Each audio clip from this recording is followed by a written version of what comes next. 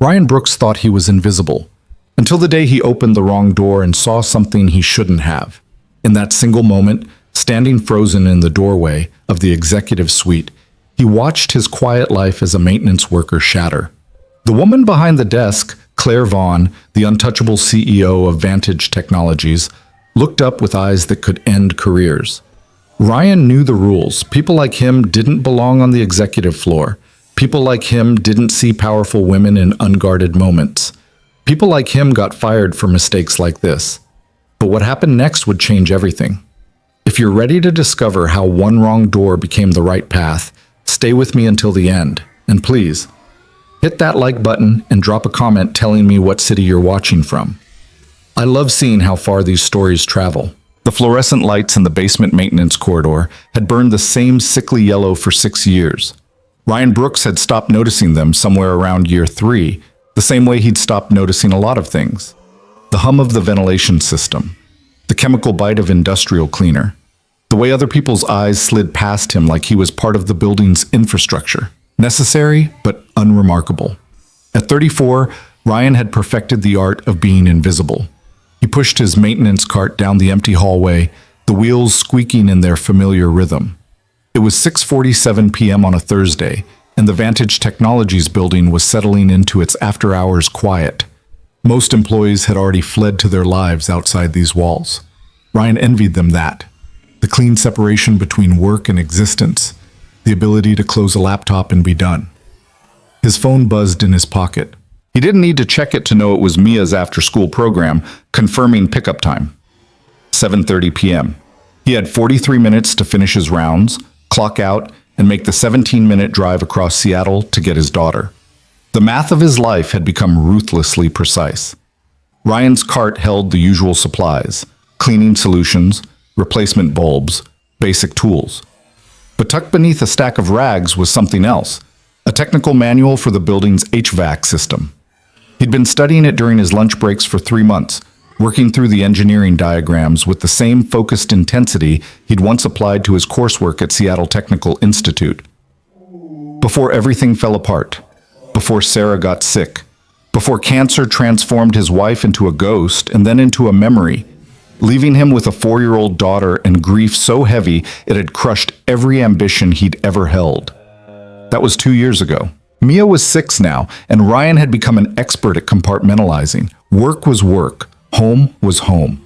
Dreams were dangerous luxuries he couldn't afford. He rounded the corner toward the executive floor's mechanical room, mentally reviewing his task list. Replace the air filter in suite 1847. Check the thermostat calibration in the conference rooms. Investigate the humidity sensor that had been throwing errors all week. Simple, straightforward work that required his hands, but not his heart. The executive floor was always quiet at this hour. The people who worked up here, the vice presidents and senior directors and other corporate aristocracy, kept different schedules than the rest of the building. They arrived late, left early, and expected the infrastructure to simply work without ever seeing the people who made it work. Ryan preferred it that way. Invisibility was a kind of armor. He was halfway to the mechanical room when his phone buzzed again. This time he checked it. A text from Mrs. Chen, his neighbor, who sometimes watched Mia when his shifts ran long. Mia asking about dinner. Want me to start something? Ryan's jaw tightened. He'd promised Mia they'd make tacos tonight, her favorite. Another promise he might not be able to keep because the building's mechanical systems didn't care about 6-year-old girls who needed their father home. He typed back quickly. Thanks. I'll be there by 7:45, promise. The word felt hollow even as he sent it. Ryan pocketed his phone and quickened his pace. If he could finish the executive floor in 20 minutes, he'd make it. He had to make it. Mia's therapist said consistency mattered, that children who'd lost a parent needed reliability from the one they had left. The mechanical room door was marked authorized personnel only. A joke, really, since Ryan was probably the only person in the building who understood the systems back there. He pulled out his master key card, the one that opened every maintenance access point in Vantage Technologies' 42 floors. The card reader beeped green. Ryan pushed the door open and stepped into wrong room. The realization hit him instantly. This wasn't the mechanical room. The carpet was too expensive. the lighting too warm. Floor-to-ceiling windows overlooked Elliott Bay, where the last sunlight bled gold across the water. Modern furniture arranged with precision, and in the center of it all, behind an executive desk made of glass and chrome, stood a woman. Claire Vaughn. Ryan knew who she was the way janitors know royalty, from a distance, through reputation, and the occasional glimpse. The CEO of Vantage Technologies. The woman who'd built a regional tech company into a national force through a combination of brilliant strategy and ruthless execution. Forbes had called her Seattle's most enigmatic leader. TechCrunch said she had ice in her veins. She wasn't supposed to be here. Not at 7 p.m., not on a Thursday, and she definitely wasn't supposed to be crying. But she was. Claire Vaughn stood with her back partially to the door, one hand pressed against the window, her reflection ghostly in the darkening glass. Her shoulders shook with silent sobs. The perfectly composed CEO that Ryan had seen in company newsletters and town halls had been replaced by someone raw and human and vulnerable. For 3 heartbeats, Ryan stood frozen in the doorway. Then Claire turned. Their eyes met. Ryan watched her expression transform in real time, surprise shifting to recognition, shifting to something colder and more dangerous. She straightened immediately, wiping her face with the back of her hand in a gesture that was more angry than embarrassed. "I'm sorry," Ryan said, the words tumbling out. "I'm so sorry. Wrong door. I was looking for the mechanical room. Your maintenance." Claire's voice was steady now, controlled. Only the faint redness around her eyes betrayed what Ryan had witnessed. "Yes, ma'am. I'll go. I didn't see anything. I mean, I did, but I won't." Ryan was backing out of the office, hands raised like she was law enforcement, which in a way she was. She held his employment, his paycheck, his ability to feed Mia in her perfectly manicured hands. "Stop." The command was quiet, but absolute. Ryan stopped.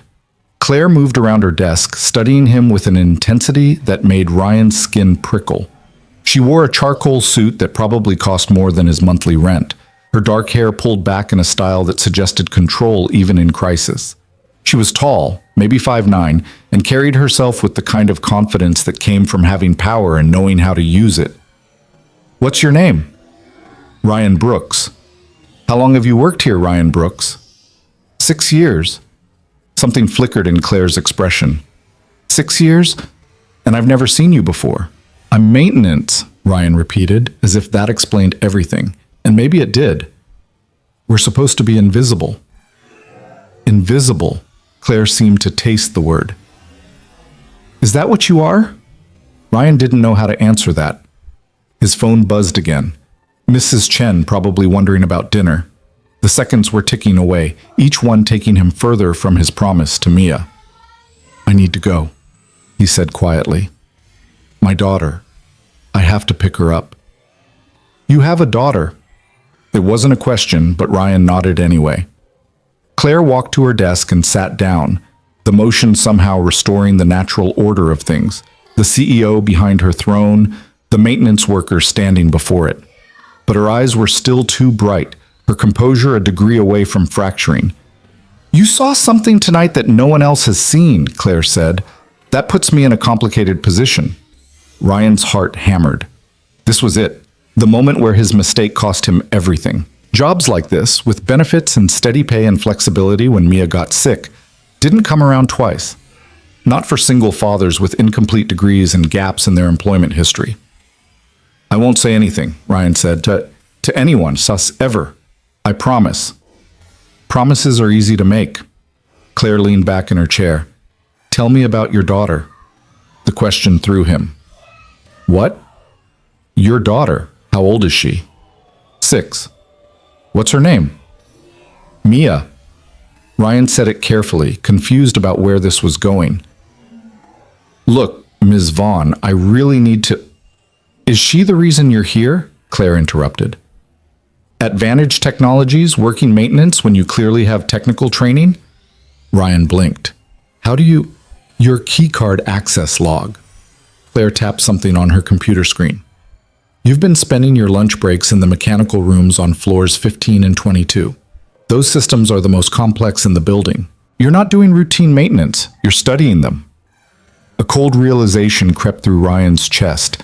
She'd been watching, or someone had been watching for her. Either way, he'd been noticed, and being noticed was the opposite of invisible. I'm just trying to understand the systems, Ryan said carefully, so I can do my job better. Don't lie to me. Claire's voice cut like surgical steel. You have a degree in mechanical engineering from Seattle Technical Institute. Incomplete, yes, but you'd completed enough coursework to design systems, not just maintain them. So I'll ask again, why are you here? Ryan's defenses collapsed. Maybe it was exhaustion. Maybe it was the surreal nature of being interrogated by a CEO who'd been crying 5 minutes ago. Maybe it was just the accumulated weight of 2 years of pretending everything was fine when nothing was fine. My wife died, he said flatly. 2 years ago, cancer. I was finishing my degree, working part-time, taking care of her and Mia. After Sarah passed, I couldn't... His voice caught. I couldn't do the coursework and be there for Mia. I had to choose. So I chose her. The office fell silent except for the muted hum of the building's ventilation system. The same system Ryan had been studying, trying to understand something he could fix since he couldn't fix anything else. Claire's expression had softened imperceptibly. I'm sorry for your loss. Thank you. The automatic response, polite and hollow. But that doesn't answer my question. Why are you still here, Ryan? Why maintenance? You could finish your degree, find something better. Better? Ryan almost laughed. Better means unstable hours and uncertain pay. Better means taking risks I can't afford. This job is steady. It has health insurance. It lets me be there when Mia needs me. That's better enough. Claire stood and walked to the window, her silhouette sharp against the fading light. Do you know what I was doing when you walked in? Ryan didn't answer, didn't need to. I was having a moment of doubt, Claire continued, wondering if any of this... She gestured at the office, the view, the empire she'd built, matters. Wondering if success means anything when it costs you everything else. She turned to face him. Then you walked in, and I realized something. What? That I'm tired of being invisible too. Ryan frowned, not understanding. Claire moved back to her desk, her decisive energy returning. Tell me, Ryan Brooks, if you had the chance to use your training, really use it, not just maintenance work, would you take it? Ms. Vaughn, I can't. Answer the question. Ryan thought of the technical manuals he studied during lunch, the system designs he sketched on napkins at 2 a.m. when Mia was asleep and the apartment was quiet. The part of himself he'd buried because keeping it alive hurt too much. Yes, he admitted, I would take it. Claire nodded as if he'd confirmed something she'd suspected. Vantage Technologies has a problem. We're expanding into 3 new office buildings next quarter, and our current HVAC infrastructure design is inefficient. We're losing money on energy costs and our sustainability metrics are below industry standard. It's a PR nightmare waiting to happen. That's outside my, I'm placing you in charge of fixing it. Ryan's mind went blank. What? You heard me. I'm creating a new position, Building Systems Optimization Specialist. You'll report directly to me. Your job will be to redesign our HVAC and energy management infrastructure across all Vantage properties. Ms. Vaughn, I don't have a degree. I don't have the credentials to... You have 6 years of hands-on experience in this building and enough self-directed technical knowledge to understand complex systems. That's more valuable than a diploma. Claire pulled out a business card and wrote something on the back. This is my direct number. Monday morning, 8 a.m., my office. We'll discuss terms, salary, and expectations. She held out the card. Ryan didn't take it. Why? He asked. Why would you do this? Claire's expression became unreadable. Because you kept a promise to your daughter instead of finishing something that would have made your life easier. Because you're smart enough to study technical systems during lunch breaks when no one's watching. Because you walked into this office at the worst possible moment, saw something you shouldn't have, and your first instinct was to apologize and leave. She paused. And because everyone deserves a chance to be more than invisible. Even me. Ryan stared at the card in her hand, his entire future balanced on a piece of paper and a decision he had seconds to make. His phone buzzed. Mrs. Chen, Mia's asking for you. The paralysis broke. Ryan took the card. Monday, Claire said. Don't be late. I won't. Ryan backed toward the door, his mind reeling. Thank you. I don't know why you're doing this, but thank you. Ryan. He stopped in the doorway. What you saw tonight, Claire said quietly. It stays between us. Of course. And Ryan? Your daughter? Her name's Mia? He nodded. Bring her by sometime. I'd like to meet her. Ryan didn't know what to say to that, so he just nodded again and left, closing the door carefully behind him. The hallway was exactly as he'd left it. Fluorescent lights, industrial carpet, the muted sounds of a building settling into evening. But something fundamental had shifted. The invisible man had been seen. Ryan made it to Mia's after-school program with 3 minutes to spare. She burst out of the classroom the moment she saw him, her backpack bouncing against her shoulders, her dark hair, Sarah's hair, escaping from its ponytail. Daddy, Mrs. Chen said we're having tacos. Ryan caught her in a hug, breathing in the strawberry scent of her shampoo. We are definitely having tacos. Can I help? You can be in charge of cheese. Mia's job since she was 4. The responsibility made her feel grown up, important. Ryan understood the value of that, of having a role that mattered, of being seen.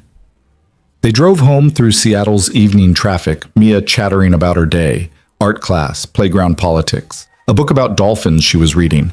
Ryan made the appropriate sounds of interest, but his mind kept returning to that office, to Claire Vaughn's tears, to the card in his pocket that might be a lifeline or a trap. Their apartment was a modest one-bedroom in Greenwood, affordable by Seattle standards, which meant expensive everywhere else. Mia had the bedroom. Ryan slept on the couch. It was temporary, he kept telling himself. Everything was temporary until he figured out the next step.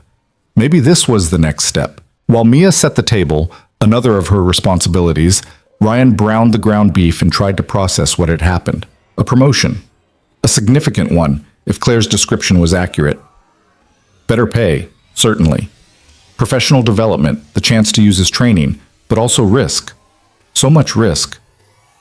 Daddy, you're burning the meat. Ryan jerked back to attention.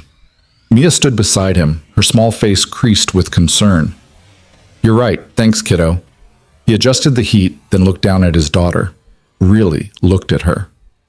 When had she gotten so perceptive? When had she learned to read his mood so accurately? Are you okay? Mia asked. Yeah, baby, I'm okay. You look worried. Ryan knelt down so they were eye level. I had something interesting happen at work today. Something that might be really good for us. Good how? Maybe a new job. A better one. Mia processed this with the seriousness she brought to everything. Will you still pick me up? And there it was. The question that mattered. The only question that really mattered. Always, Ryan promised. No matter what job I have, I'll always pick you up. Mia hugged him, her thin arms strong around his neck. Okay then, can we have extra cheese?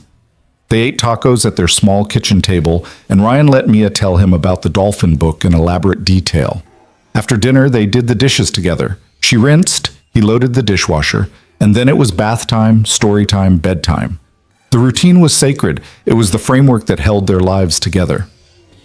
After Mia fell asleep, Ryan sat on his couch bed and pulled out Claire's business card.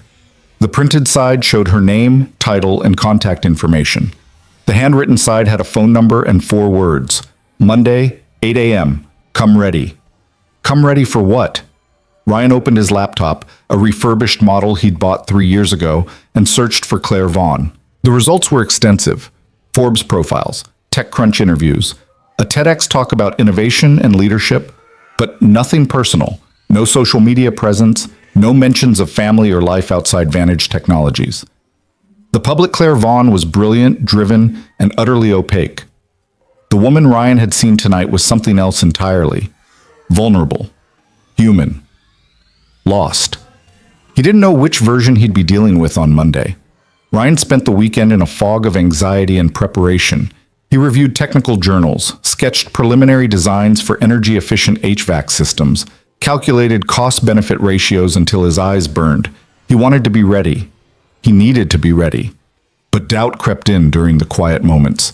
While Mia practiced her reading, while they walked to the neighborhood park, while she slept and he lay awake on the couch. What if this was a mistake? What if he couldn't handle the increased responsibility? What if he failed and lost everything? Not just this opportunity, but his steady maintenance job, the stability Mia needed?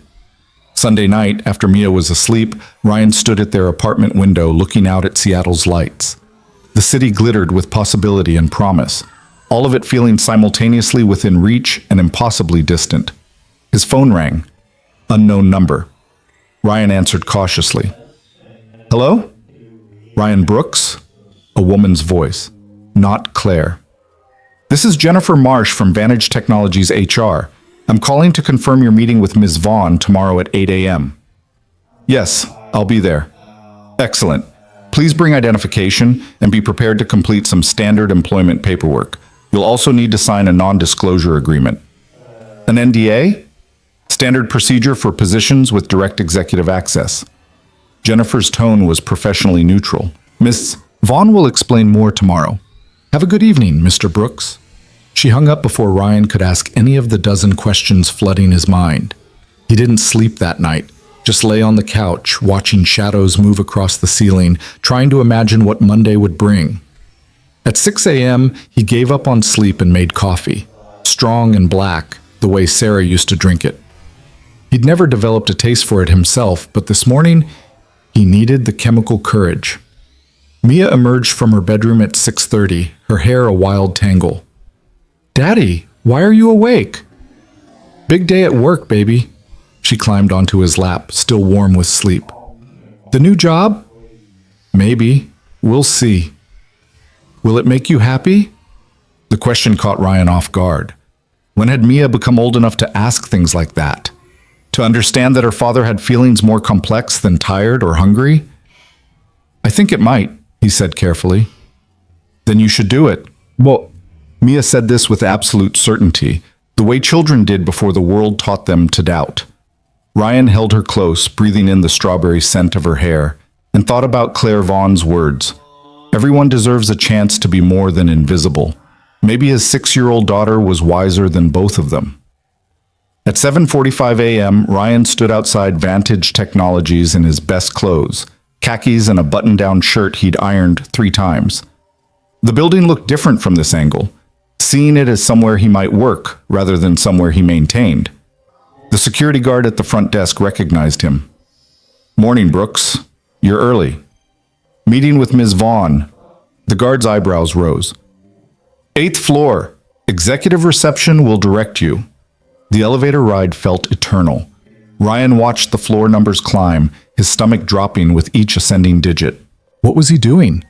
He was a maintenance worker with an incomplete degree and a dead wife and a daughter who needed stability. This was insane. The elevator doors opened.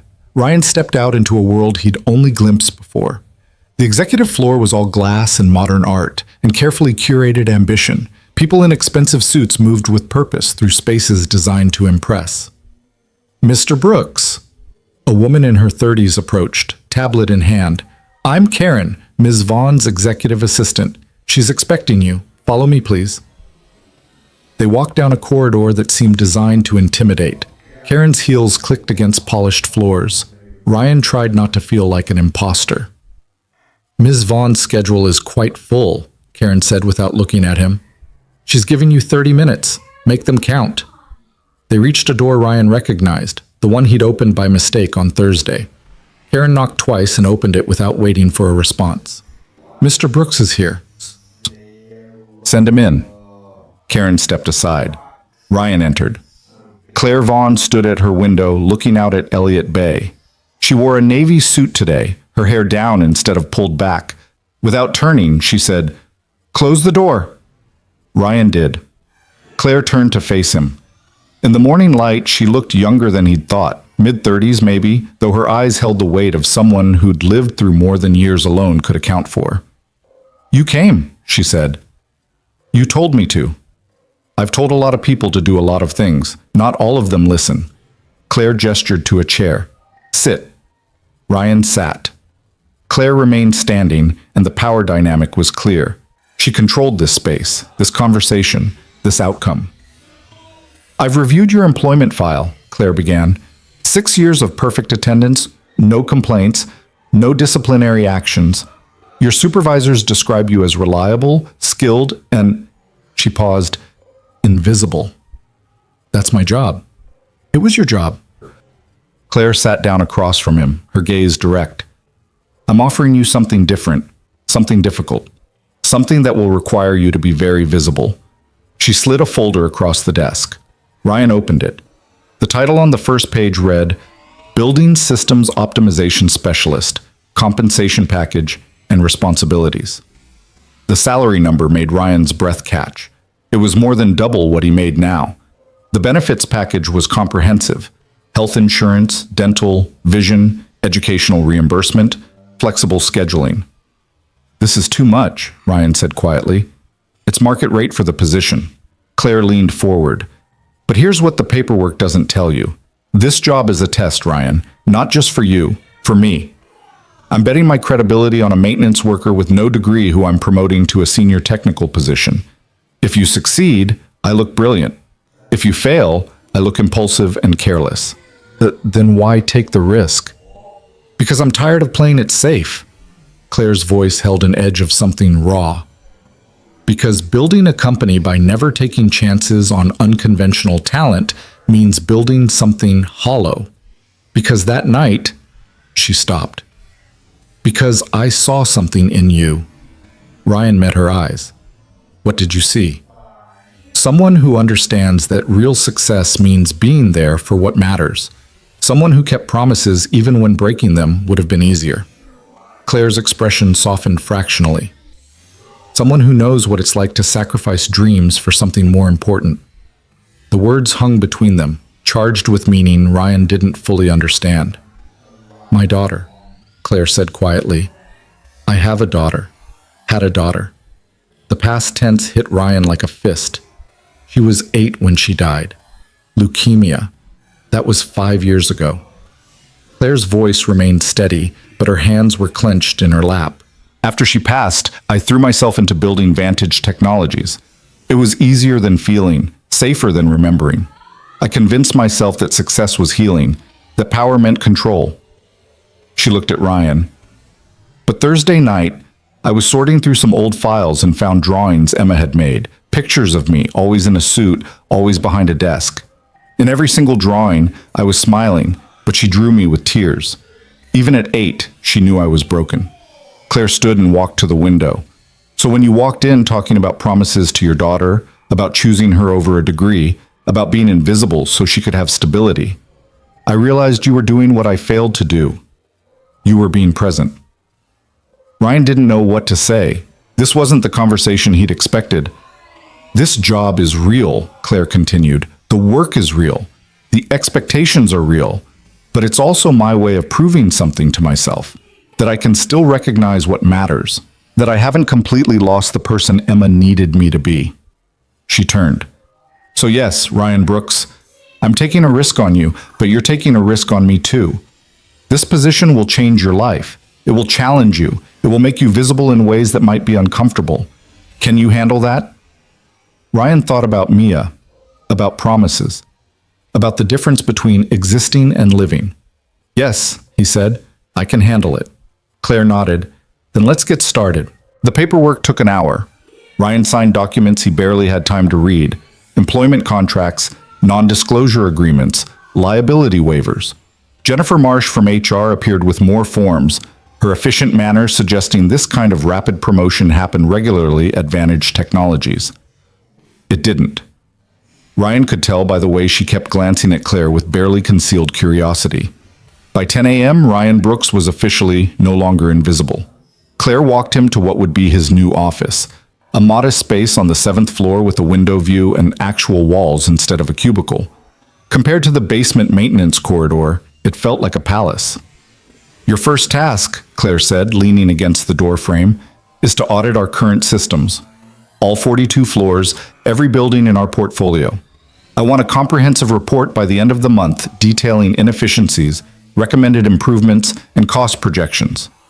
The end of the month? Ryan calculated quickly. That's 3 weeks. I'm aware. Too ambitious?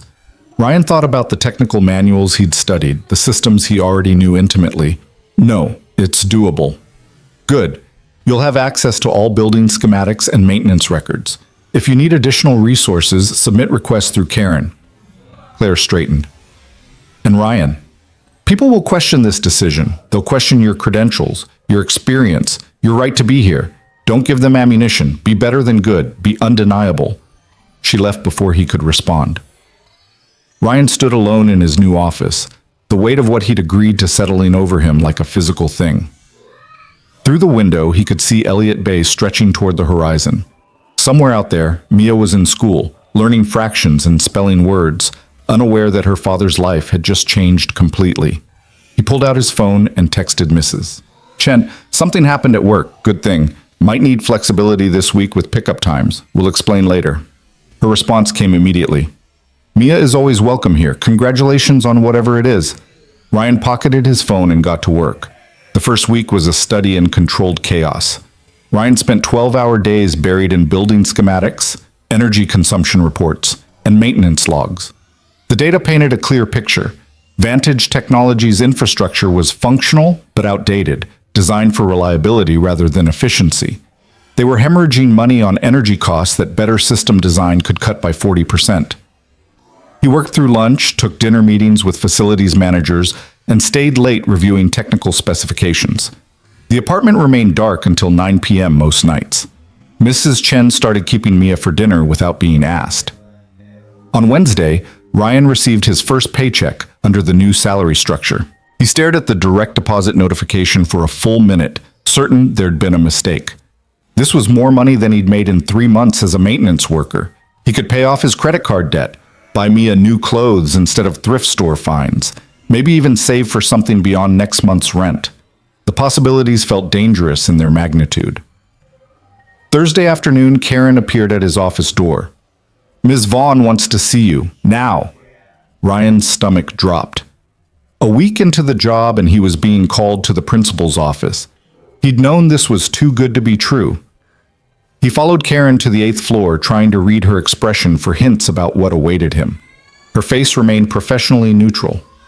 Claire's office door was open. She sat at her desk, reviewing something on her computer.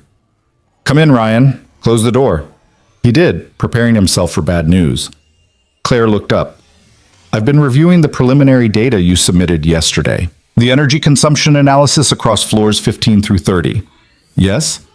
It's exceptional work, thorough, well-documented, and your cost projections align with industry benchmarks. She leaned back in her chair. I'm impressed. Relief flooded through Ryan. Thank you. Don't thank me yet. Your analysis highlighted a problem with the cooling system on floor 22. You recommended replacing the entire unit.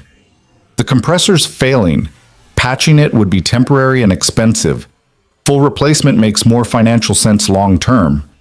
I agree. Which is why I approved your recommendation this morning. Claire pulled up something on her screen. Facilities is scheduling the replacement for next week. I want you to oversee the installation personally. Ryan nodded. Of course. There's one complication. Marcus Webb. The name meant nothing to Ryan. Senior Vice President of Operations, Claire explained. He oversees all building management and facilities. Which means as of Monday, you technically report to him, not me. I said you'd report directly to me during the transition period. That period ends Friday. Starting Monday, you're part of Marcus's division. Claire's expression was carefully neutral. He's not happy about your promotion. He thinks I'm unqualified. He thinks you're my pet project, a maintenance worker I elevated on a whim. Claire stood and walked to her window, her back to Ryan. Marcus has been with Vantage Technologies for 15 years. He believes in hierarchy, credentials, and paying dues. You represent everything he dislikes about modern corporate culture. Should I be worried? Claire turned. Yes. Marcus is political, ambitious, and smart. He won't sabotage you directly. That would reflect poorly on him. But he'll test you, push you, look for any excuse to prove I made a mistake. So what do I do? Your job. Brilliantly. Undeniably. Claire's eyes held his. And Ryan? Don't give him anything to work with. No mistakes, no delays, no excuses. Ryan left her office with a new knot of anxiety in his chest. He'd been so focused on proving himself to Claire that he hadn't considered the broader political landscape. Now he was walking into a division led by someone who already disliked him. Friday morning, Ryan met Marcus Webb for the first time. The senior VP was in his early 50s, silver-haired and commanding in an expensive suit. He summoned Ryan to his office at 8 a.m. sharp, a power move designed to establish hierarchy. Mr. Brooks. Marcus didn't stand or offer his hand. Sit. Ryan sat. Marcus reviewed a file on his desk, Ryan's personnel record, probably. Interesting career trajectory. 6 years in maintenance, suddenly promoted to a senior technical position. No degree, no formal engineering credentials, just Ms. Vaughn's intuition. The pause before intuition was deliberate and cutting. I've been studying the building systems extensively, Ryan said carefully. I understand. You understand maintenance, Marcus interrupted. That's not the same as understanding strategic infrastructure planning, but Ms. Vaughn has faith in you, so we'll see how this experiment plays out. He closed the file. You'll attend the weekly operations meeting every Monday at 9 a.m. You'll submit progress reports to me every Friday by 5 p.m. Any major expenditures over $5,000 require my approval. Any changes to existing systems require my sign-off. Is that clear? Perfectly clear. Good. You're dismissed. Ryan stood. At the door, Marcus spoke again. Mr. Brooks?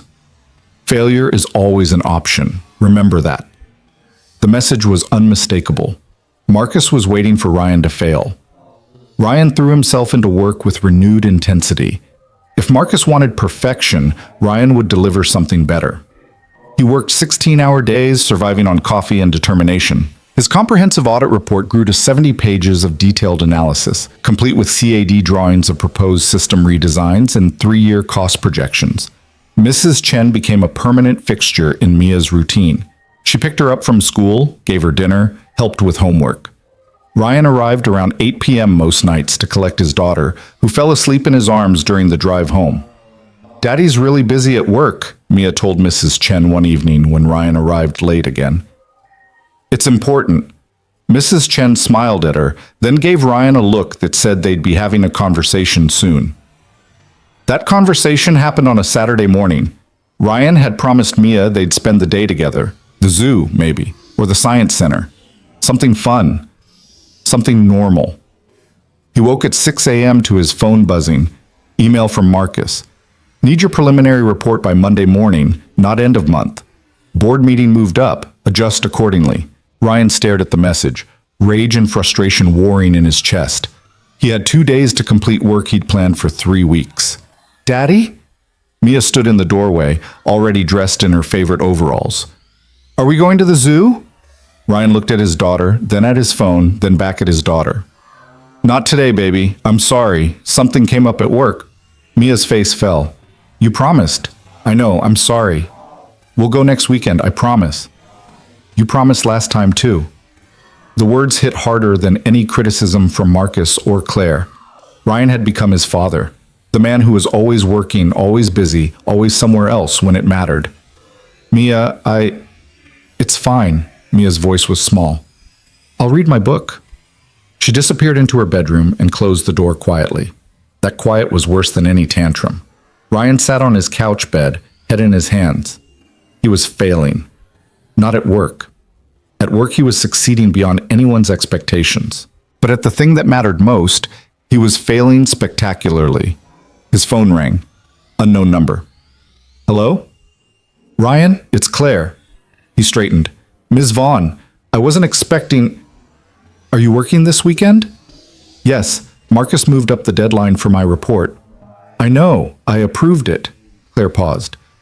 Do you have childcare arranged? No. I was going to work after Mia goes to sleep. Bring her to my house. Ryan blinked. What? Tomorrow, Sunday. Bring Mia to my house. I'll watch her while you work. I live in Laurelhurst. I'll text you the address. Ms. Vaughn, I can't ask you to... You're not asking, I'm offering. And Ryan, call me Claire. Ms. Vaughn makes me feel like I'm conducting a board meeting. She hung up before he could argue. Ryan sat holding his phone, trying to process what had just happened. His CEO, the woman who ran a multi-million-dollar company, had just offered to babysit his daughter so he could finish a work deadline. It made no sense. Unless Claire understood exactly what Ryan was sacrificing because she'd made those same sacrifices once, and she knew how they ended. Sunday morning, Ryan drove to Laurelhurst with Mia in the back seat. She'd been quiet all weekend, hurt by another broken promise. He'd tried to explain about the important deadline, the need to prove himself, but 6-year-olds didn't understand corporate politics. They understood promises kept or broken. That was all. Claire's house was a modern structure of glass and cedar, perched on a hillside with views of Lake Washington. It was beautiful and cold, and looked exactly like a place where someone lived alone. Ryan parked in the circular driveway, suddenly aware of how inappropriate this was. Bringing his daughter to his CEO's house on a Sunday morning. What was he thinking? Before he could change his mind, the front door opened. Claire stood in jeans and a simple sweater, her hair loose around her shoulders. Without the armor of her business suits, she looked younger and somehow more vulnerable. You must be Mia. Claire walked down the steps, crouching to Mia's level. I'm Claire. Your dad tells me you're an excellent reader. Mia glanced at Ryan, uncertain. I like books. Me too. I have a whole library. Want to see? Mia's eyes widened. A real library? With a ladder that slides. Very official. That broke through Mia's reserve. She took Claire's offered hand and let herself be led inside. Ryan followed, feeling like he'd stepped into an alternate universe. Claire's house was minimalist and elegant, decorated with expensive taste but lacking personal touches. No photos on the walls, no clutter.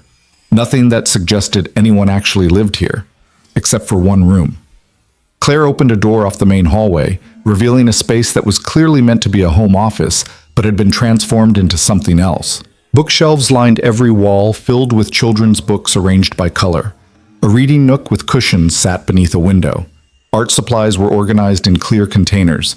Stuffed animals occupied a corner. It was a child's room, preserved and waiting.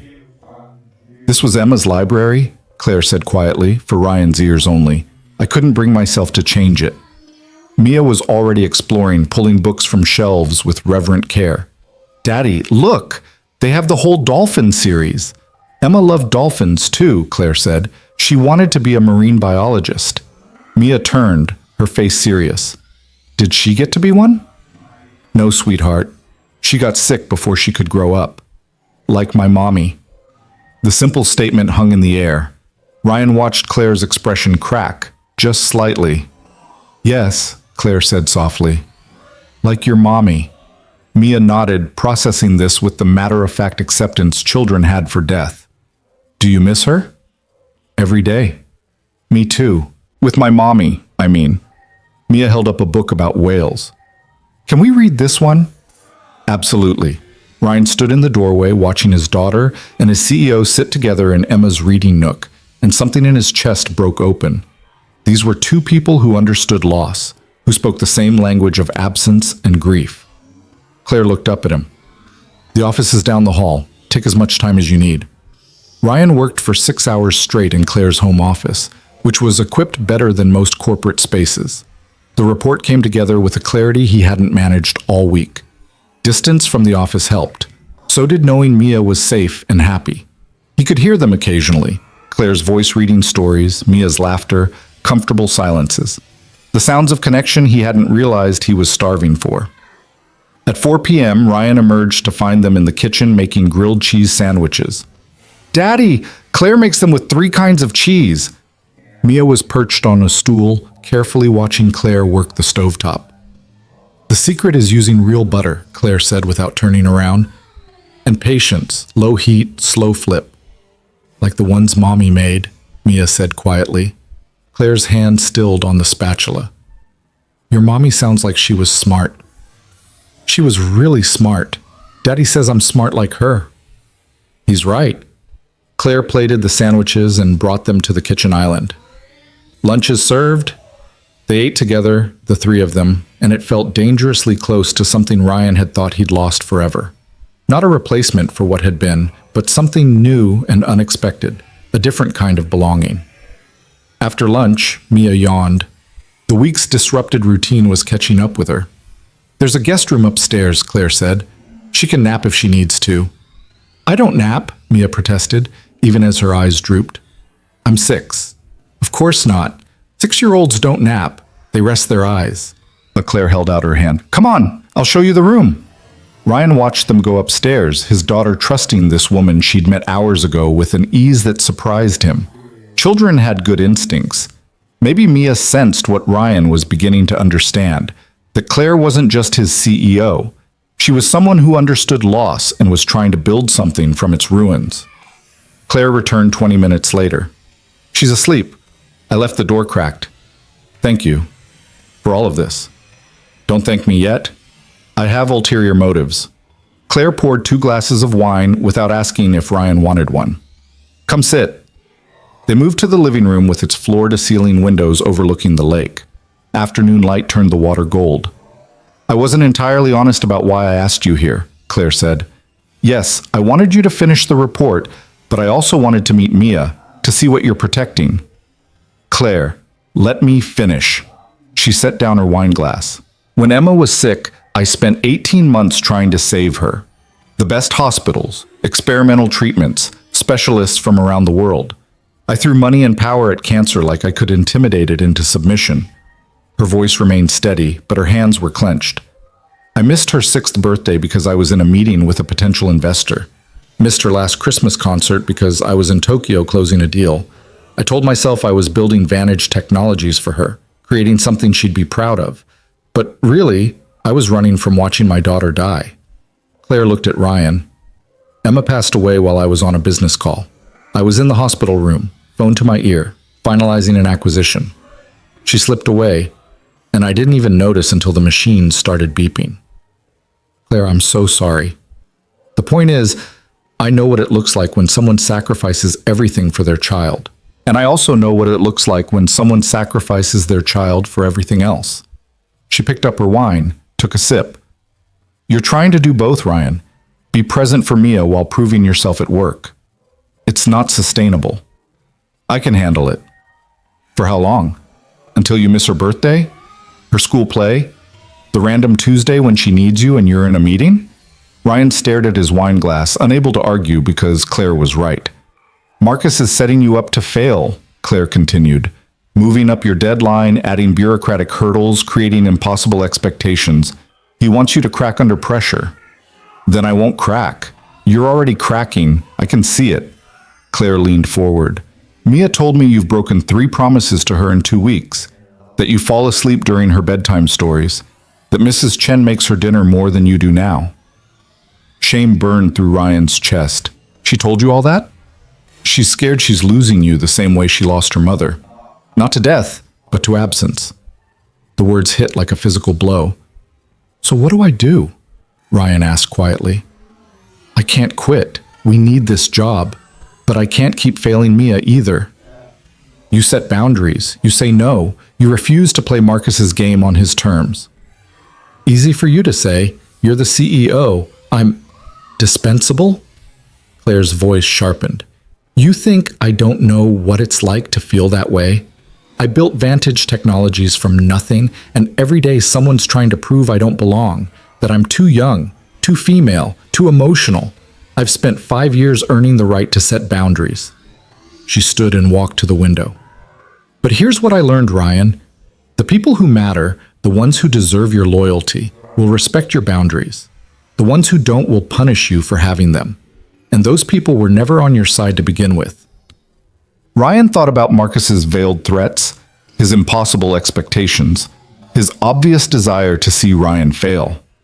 "What are you suggesting?" Claire turned. "That you deliver an exceptional report tomorrow. Prove Marcus wrong. Then you establish clear working hours and stick to them. No more 16-hour days, no more missing Mia's bedtime. You do brilliant work in reasonable time. And if Marcus pushes back, then I deal with Marcus. I don't need you to fight my battles. This isn't about fighting your battles. It's about not letting corporate bullshit destroy what matters. Claire's expression softened. I couldn't save Emma, but I can maybe help you avoid the mistakes that cost me everything with her. Upstairs, they heard Mia stirring. Ryan checked his watch. She'd slept for almost 2 hours. I should get her home, he said, and I need to finish the report tonight. Take Monday off. Ryan stared. What? You heard me. Take Monday off, spend it with Mia. Zoo, Science Center, wherever. Submit your report Tuesday morning. Marcus will get the report when I say he gets it. You're still technically in transition under my supervision. I'm extending that period. Claire's voice left no room for argument. Take care of your daughter, Ryan. The work will still be here. Mia appeared at the top of the stairs, rubbing her eyes. Daddy, are we going home? Yeah, baby. Come on down. At the door, Mia hugged Claire without prompting. Thank you for the library and the sandwiches and for being nice. Claire crouched down, eye level with Mia. You're welcome. Come back any time. The books miss being read. Can I really? Claire glanced at Ryan. If your dad says it's okay. Mia looked up at Ryan with such hope that he couldn't say no, even though every professional instinct screamed that this was inappropriate. Yeah, kiddo, we can come back. Mia beamed. She took Ryan's hand and they walked to the car together. As Ryan buckled her in, Mia said, I like Claire. She's sad like us, but she's nice.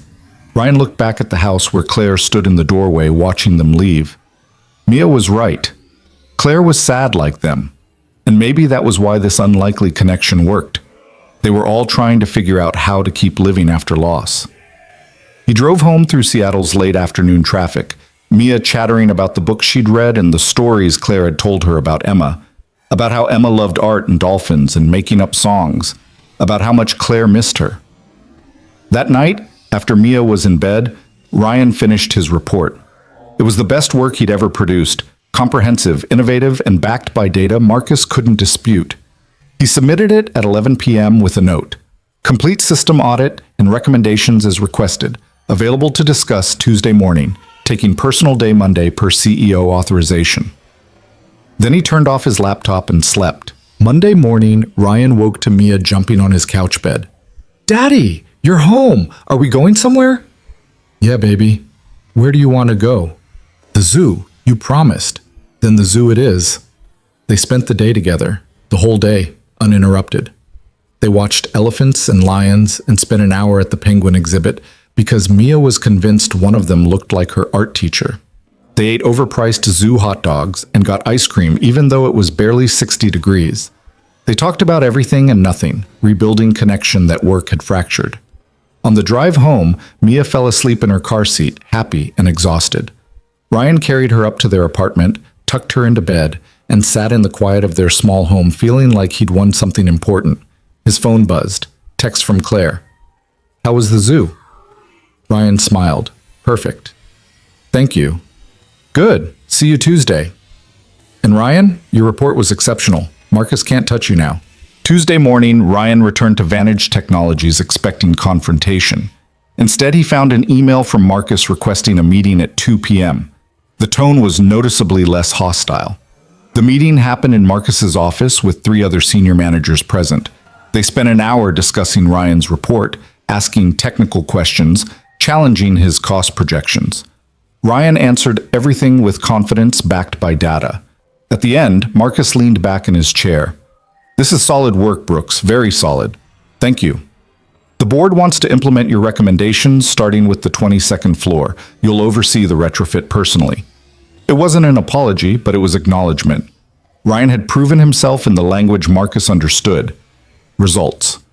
Over the next 2 weeks, Ryan established his new rhythm. He arrived at 8 a.m. and left by 5 p.m. sharp. He attended Mia's school conferences and dance classes. He said no to after-hours meetings unless absolutely critical. And he delivered work that was consistently excellent. Marcus stopped testing him. The other department heads began seeking his input. Slowly, grudgingly, Ryan was accepted. But the real shift happened outside the office. Claire started inviting them over on Sunday afternoons, casual visits that became routine. Mia would disappear into Emma's library while Ryan and Claire talked about work, life, loss. They shared a language of grief that made conversation easy, natural. Sometimes they didn't talk at all. They'd just exist in comfortable silence while Mia read or drew pictures or asked questions about Emma that Claire answered with increasing ease. One Sunday in early October, Ryan found Claire in Emma's library rearranging books. Mia had asked if she could take some home to read, and Claire was carefully selecting titles. "You don't have to do this," Ryan said. "I can buy your books." "I know, but these are good books. They should be read." Claire pulled out a worn copy of Charlotte's Web. This was Emma's favorite. She made me read it 11 times. She held it for a moment, then handed it to Ryan. "Give this to Mia. Tell her it's special." Ryan took the book carefully, aware he was holding something precious. "Are you sure?" "I'm sure. Emma would like knowing another little girl loved it." They stood together in the library that was both shrine and prison, and Ryan saw tears in Claire's eyes. "Thank you," he said quietly, "for all of this, for seeing me when I was invisible, for helping me figure out how to be present for Mia, for—" He paused, searching for words. "For being you." Claire smiled, sadness and warmth mixing in her expression. "We're helping each other, Ryan. You're reminding me why any of this matters, why I built Vantage Technologies in the first place." "Why did you?" "Because Emma was diagnosed when she was 6. I was working a mid-level operations job, good benefits, but no real power. When I tried to get her into an experimental treatment program, we were denied because my insurance wouldn't cover it. I had to watch my daughter suffer because I didn't have enough influence to open doors." Claire's voice hardened. "So I built influence. I built power. I built a company where I made the decisions about who got help and who didn't. And by the time I had everything I needed to save her, it was too late." She wiped her eyes. "That's the thing about power, Ryan. By the time you accumulate enough to protect what you love, you've usually already lost it." Ryan understood then what drove Claire, not ambition, but regret. She'd built an empire on the foundation of loss, trying to prevent for others what she couldn't prevent for Emma. "You're doing it now," he said, "protecting what matters. You protected me. Mia, you gave me the chance to not make your mistakes." Claire looked at him, really looked at him, and something shifted in her expression. "When did you become so wise?" "I'm not wise. I'm just a guy trying not to screw up." "We're all just trying not to screw up." Claire's hand brushed his arm, the touch brief but electric. "Come on, let's go find Mia. I think she's ready for lunch." They walked downstairs together, and Ryan was acutely aware of Claire beside him, not as his CEO, but as a woman. Someone strong and broken and trying to heal. Someone he was beginning to care about in ways that felt dangerous and inevitable. Mia was in the kitchen, attempting to make sandwiches, an ambitious stack of ingredients spread across the counter. "I'm making lunch," she announced proudly. "I can see that," Claire said, trying not to laugh at the chaos. "What are we making?" "Peanut butter, jelly, cheese, and pickle sandwiches." Ryan grimaced. "Baby, that sounds—" "Creative," Claire interrupted. "That sounds creative. Let's try it." They made Mia's bizarre sandwiches together, Ryan, Claire, and Mia, working around each other in the kitchen with an ease that felt practiced even though it wasn't. And when they sat down to eat the terrible sandwiches, all of them pretending they were delicious for Mia's sake, Ryan thought maybe this was healing, not forgetting Sarah or Emma, but learning to build something new alongside the grief. Later, after Mia had gone back to the library, Ryan helped Claire clean up. "She's got you wrapped around her finger," Ryan observed, watching Claire carefully preserve Mia's terrible sandwich creation in plastic wrap. "She reminds me of Emma. The confidence, the creativity." Claire put the sandwich in the refrigerator like it was precious. "But she's not Emma, and I'm not trying to replace what I lost. I want you to know that." "I know." "Do you? Because this—" Claire gestured at the kitchen, the house. Everything could look like a grieving mother trying to fill a void. Ryan set down the dish he was washing. "Is that what it is?" "No." Claire met his eyes. "It's a grieving mother remembering why life matters, because of people like you and Mia who keep living despite the loss. We're barely keeping it together most days. That's all any of us are doing." Claire moved closer. "But it's easier together, don't you think?" The air between them changed, charged charged with something neither of them was quite ready to name. Ryan was suddenly very aware of how close she was standing, how her eyes held his, how his heart was beating faster than the moment warranted. "Claire! Daddy! Claire! Come look what I drew!" The moment broke. Claire stepped back and they both turned toward Mia's voice. "Coming, baby," Ryan called. As they walked to the library, Claire said quietly, "We should probably talk about this." "About what?"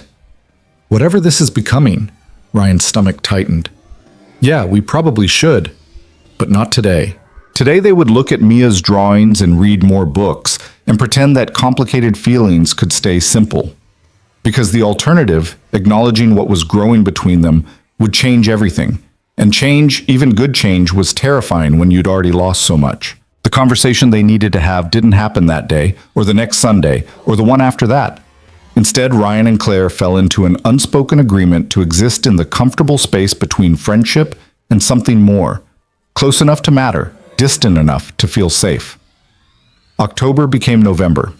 The Seattle rain returned with its relentless gray persistence, and Ryan's retrofit project on the 22nd floor moved from planning to execution.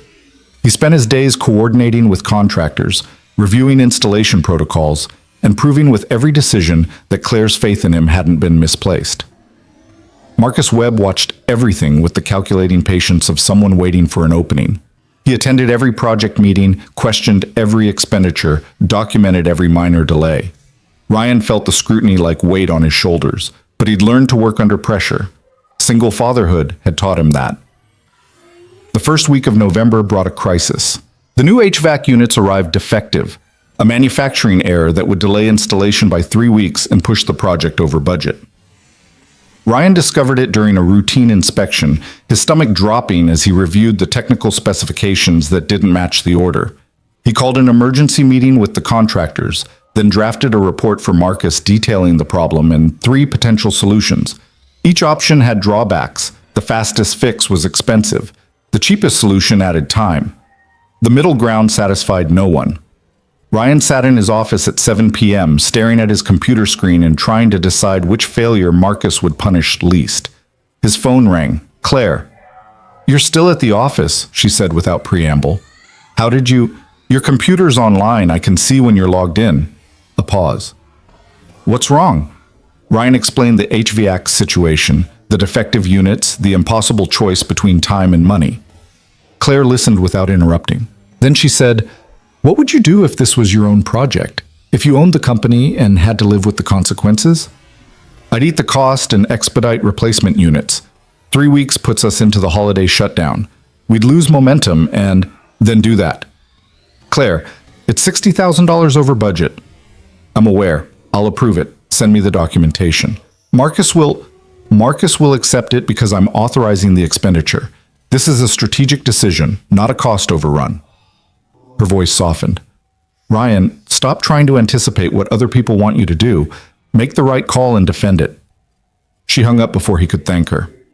Ryan sent the documentation and the authorization request. Claire approved it within 10 minutes. By the time Ryan left the office at 7:30, replacement units were being expedited from the manufacturer's East Coast facility. He picked up Mia from Mrs. Chen's, drove home through rain-slicked streets, and felt the familiar guilt settle over him. Another late night. Another broken promise about being home for dinner. "Did you save the project?" Mia asked from the back seat. She'd started talking about his work in dramatic terms, saving projects, fighting bad guys in suits, being a hero. Ryan didn't have the heart to tell her that corporate heroism mostly involved spreadsheets and conference calls. "I think so, baby." "Claire will be proud." Ryan glanced in the rearview mirror. "What makes you say that?" "She always smiles different when she talks about you, like she's happy but trying not to show it." 6-year-olds were terrifyingly perceptive. "Does that bother you?" Ryan asked carefully. "That Claire and I are friends?" Mia considered this seriously. "Is she your girlfriend?" The question hung in the car like a live wire. "No, baby. She's my boss and my friend." "But you like her." "Of course I like her. She's been very kind to us." "No, Daddy. You like her like you liked Mommy." Ryan's hands tightened on the steering wheel. They'd reached their apartment complex, and he pulled into their spot before answering. "Mommy was special," he said finally. "No one will ever replace her." "I know," Mia unbuckled herself. "But maybe Claire could be special too, in a different way." She climbed out of the car and headed toward their building, leaving Ryan sitting in the driver's seat wondering when his daughter had become wiser than him. That night after Mia was asleep, Ryan opened his laptop intending to review project schedules. Instead, he found himself staring at a photo on his desktop, Sarah on their wedding day, laughing at something off camera. She'd been 26, alive with possibility, unaware that cancer was already growing quietly in her body. Ryan touched the screen gently. "I don't know what I'm doing," he whispered to her image. "I don't know if it's okay to feel this way about someone else." Sarah's frozen smile offered no answers. Ryan closed the laptop and tried to sleep, but his mind kept returning to Claire, to the way she listened when he talked, to her laugh when Mia said something unexpectedly wise, to the moment in her kitchen when they'd stood too close and the air had changed between them. He was falling for his boss, his CEO, a woman grieving her own lost child while helping him raise his. It was complicated and inappropriate and potentially disastrous for his career. It was also the most alive he'd felt in 2 years. The next morning brought an email from Marcus requesting Ryan's presence at the Monday executive meeting. The message was terse. "Board wants project update, prepare presentation, 30 minutes. Ryan spent the weekend building a presentation that covered every aspect of the retrofit project: timeline, costs, energy projections, risk mitigation. He practiced the delivery until Mia complained that she was tired of hearing about HVAC systems. Sunday afternoon, Claire called. "I hear you're presenting tomorrow." "Marcus's idea, I'm guessing." "Actually, it was mine. The board needs to understand what we're doing and why. You're the best person to explain it." Ryan's stomach nodded. "Claire, I've never presented to the board." "Then tomorrow will be educational." He could hear the smile in her voice. "You'll be fine, Ryan. You know this project better than anyone. Just tell them the truth." "What if the truth is that we're over budget and behind schedule?" "Then you explain why those overruns were necessary and what we're gaining in return." She paused. "And Ryan, I'll be in the room. You're not alone." The board meeting was held in Vantage Technologies' largest conference room, a space designed to intimidate with its massive table, leather chairs, and wall of windows overlooking downtown Seattle. Ryan arrived 15 minutes early with his laptop and a flash drive backup, his suit feeling like borrowed armor. Claire was already there, reviewing documents at the head of the table. She looked up when he entered, and something in her expression steadied him. "Ready?" she asked. "No." "Good. Confidence is overrated." She stood and adjusted his tie, a gesture so casual and intimate that Ryan forgot to breathe for a moment. "Remember, these people approved your hire. They want you to succeed. Show them they made the right choice." The board members began arriving, 8 people representing the investors and stakeholders who'd helped build Vantage Technologies into what it was. Ryan recognized some from company newsletters. They all looked expensive and skeptical. Marcus arrived last, taking a seat directly across from where Ryan would present. His expression was unreadable. Claire called the meeting to order with practiced efficiency, moving through agenda items with the brisk authority of someone who ran board meetings in her sleep. Finally, she reached Ryan's presentation. "Our next item is the Building Systems Optimization Project. Ryan Brooks, our building systems specialist, will provide an update." "Ryan?" Ryan stood, connected his laptop to the projection system, and pulled up his first slide. His mouth was dry. His hands wanted to shake. He forced them steady. "Good morning. 3 months ago, Ms. Vaughn tasked me with auditing and improving Vantage Technologies' infrastructure efficiency. What I found was a system that worked but cost us significantly in energy expenditure and maintenance." He clicked to the next slide showing energy consumption data. "We were spending 42% more on cooling and heating than industry standards suggested we should. Over 5 years, that's $3.2 million in unnecessary costs." A board member leaned forward. "Why wasn't this identified sooner?" "Because no one was looking at the systems holistically. Maintenance addressed problems as they arose. No one stepped back to see the larger inefficiency patterns." Ryan clicked through slides showing his analysis, his redesign proposals, and projected savings. He explained the retrofit process, the challenges, the defective units that had required expedited replacement. We're currently $60,000 over initial budget, Ryan said, meeting each board member's eyes. But that overage prevents a 3-week delay that would have cost us more in lost momentum and holiday shutdown complications. The expedited units arrive Thursday. Installation completes by month's end. And the long-term projections? This from a woman at the far end of the table. Ryan pulled up his financial models. Full implementation across all Vantage properties will require an investment of $1.8 million. But we'll recoup that in energy savings within 18 months. After that, we're saving approximately $800,000 annually. He let that number settle. Then he showed his final slide, a comparison of Vantage Technologies' projected energy efficiency versus industry leaders. This doesn't just save money, it positions us as sustainability leaders in our sector. It's good business and good PR. Ryan closed his presentation and waited for the judgment. The board members conferred quietly. Marcus studied Ryan with an expression that might have been grudging respect. Claire remained perfectly neutral, giving Ryan no indication of how he'd done. Finally, the woman who'd asked about projections spoke. This is exactly the kind of strategic thinking we need. I move to approve full implementation. Seconded, another board member said immediately. Claire called for a vote. It passed unanimously. Congratulations, Ryan, Claire said, her professional mask firmly in place. You're authorized to proceed company-wide. Work with Marcus on rollout scheduling. The meeting continued with other business, but Ryan barely heard it. He'd done it, proven himself at the highest level, turned a maintenance worker's technical knowledge into strategic value the board couldn't ignore. After the meeting, Marcus approached as Ryan was packing his laptop. That was solid work, Brooks. Ryan looked up, surprised. Thank you? I didn't think you could pull this off. Marcus's admission was frank. I thought Claire made a mistake promoting you. I was wrong. He extended his hand. Ryan shook it, understanding this was as close to an apology as Marcus would offer. I still think you cut too many corners and move too fast, Marcus continued, but you get results.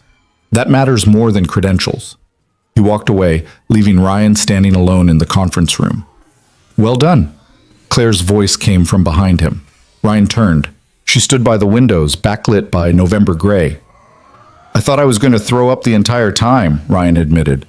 I know, but you didn't. You stood there and made them believe in something they couldn't see yet. That's leadership. I'm not a leader, Claire. I'm just... Stop. She moved closer. Stop diminishing what you are. You walked into this building invisible, and now the board just gave you $1.8 million to transform our entire infrastructure. You're not just anything. Ryan searched her face, seeing pride and something deeper, something that made his pulse quicken. I couldn't have done this without you, he said quietly. Yes, you could have. I just gave you the opportunity. Everything else was you. They stood close enough that Ryan could see gold flecks in Claire's brown eyes, close enough that if he leaned forward just slightly. His phone buzzed. Text from Mia's school. Mia has a fever. Please pick up. Reality crashed back. Ryan stepped away, already pulling out his keys. I have to go. Mia's sick. Of course. Go. Claire's expression shifted from whatever had been building between them back to professional concern. Keep me updated. Ryan made it to Mia's school in 12 minutes. She sat in the nurse's office looking small and miserable, her face flushed with fever. Daddy, I don't feel good. I know, baby. Let's get you home. The nurse handed him a thermometer reading, 101.4, and instructions to monitor for the next 24 hours. Ryan signed Mia out and carried her to the car, her body hot against his chest. At home, he gave her children's Tylenol, set her up on the couch with blankets and her favorite stuffed dolphin, and put on a movie she'd seen 100 times. Then he settled beside her, her fevered head on his lap, and felt the familiar fear that came with a sick child. It was probably just a virus. Kids got them all the time. But Ryan had learned that probably meant nothing when you'd already lost someone to disease. Sarah's cancer had started with symptoms they'd dismissed as probably nothing. Mia fell asleep during the movie, her breathing steady if congested. Ryan texted Mrs. Chen that they wouldn't need her today, then messaged work that he was taking emergency leave. Claire responded immediately. Is Mia okay? Fever, probably just a bug. Keep me posted. And Ryan? Congratulations again. You earned everything today. Ryan set his phone aside and watched his daughter sleep. This was the balance, professional triumph and parental terror existing simultaneously. Success at work meant nothing if Mia wasn't okay. She slept through the afternoon, waking briefly for more medicine and apple juice before drifting off again. By evening, her fever had dropped to 99.8. She wanted scrambled eggs, which Ryan took as a good sign. Did you save the company today? Mia asked between small bites. Something like that. That's good. She set down her fork. Daddy, my teacher said our class is doing a thing before winter break. A performance. We're supposed to invite our families. When is it? December 15th, at 2 o'clock. Mia looked at him carefully. Can you come? It's during work time. Ryan thought about his calendar, the projects demanding attention, the momentum he'd built. Then he looked at his daughter's hopeful face and remembered Claire's warning about promises broken, about being absent for things that mattered. I'll be there, he said. Front row. Promise? Promise. Mia smiled and returned to her eggs. Ryan pulled out his phone and blocked December 15th on his calendar with a note. Mia's performance. Non-negotiable. The next morning, Mia's fever was gone. She ate breakfast with her normal enthusiasm and asked if she could go to school. Ryan kept her home one more day to be safe, and they spent it together, reading, watching movies, being quiet in their small apartment while Seattle rain drummed against the windows. That afternoon, while Mia napped, Ryan's phone rang. Unknown number. Hello? Mr. Brooks, this is Catherine Price from Seattle Tech Magazine. I'm doing a feature on innovation in corporate sustainability, and your name came up. Do you have time for an interview? Ryan blinked. How did you get my name? Claire Vaughn mentioned your work during a phone interview yesterday. She said you're revolutionizing how Vantage Technologies thinks about infrastructure. Ryan felt something warm spread through his chest. Claire had used her interview, probably about her own leadership, to highlight his work. I'd be happy to talk, Ryan said, but Ms. Vaughn is the real innovator here. She's the one who saw potential in a maintenance worker with brilliant ideas but no credentials. Yes, she told me that story too. Catherine's voice held a smile. That's why it's interesting. How about coffee next Tuesday? Pike Place at 10 a.m. Ryan agreed and hung up, slightly dazed. 3 months ago, he'd been invisible. Now tech magazines wanted interviews. The transformation felt surreal. He texted Claire. Tech magazine wants to interview me. Did you set that up? I mentioned your work. They got interested on their own. You deserve the recognition. Thank you. Stop thanking me. Start believing you earned it. Tuesday's interview lasted 90 minutes. Catherine was sharp and thorough, asking detailed questions about Ryan's background, his approach to systems thinking, and what it meant to transition from maintenance to leadership. Ryan answered honestly, including the parts about Sarah's death and choosing Mia over finishing his degree. That's the real story, Catherine said, her recorder still running. Not just the technical innovation, but why you understand what matters. You optimize systems because you learn to optimize your life around what's essential. The article published 2 weeks later under the headline, From Invisible to Essential, How One Father's Sacrifice Became Vantage Technology's Competitive Advantage. It was thoughtful and well-written, balancing technical details with human interest. But it was the opening paragraph that made Ryan's throat tight. Ryan Brooks knows about efficiency because he's lived it. When his wife died of cancer 2 years ago, he had to choose between completing his engineering degree and being present for his 6-year-old daughter. He chose his daughter. That choice made him invisible in corporate terms, just another maintenance worker keeping buildings functional. But Claire Vaughn, CEO of Vantage Technologies, saw something everyone else missed. She saw someone who understood what truly mattered. The article went semi-viral in tech circles. Ryan's LinkedIn received connection requests from industry leaders. 3 companies tried to recruit him. Marcus forwarded the article to the entire executive team with a note. This is what taking smart risks looks like. Claire said nothing publicly, but she texted him privately. Emma would have loved this story. Someone choosing their child over everything else. Someone proving that presence matters more than credentials. Ryan read that message a dozen times, understanding what Claire was really saying, that his choice validated the path she wished she'd taken, that his success with Mia was healing something in Claire that her own success couldn't touch. December arrived with unusual cold for Seattle. The retrofit project on the 22nd floor completed ahead of the revised schedule, and the energy savings exceeded projections by 6%. Ryan's company-wide rollout plan was approved with full funding. But it was the small moments that mattered most. Mia's fever breaking, her performance date approaching, the Sunday afternoons at Claire's house that had become sacred routine. On the first Sunday in December, Mia asked if they could decorate Claire's house for Christmas. "Baby, that's a big ask," Ryan said. "Claire might not want—" "I heard Christmas," Claire called from the kitchen. "What about it?" Mia appeared in the doorway. "Can we put up decorations? You don't have any, and houses should be decorated." Claire's expression flickered.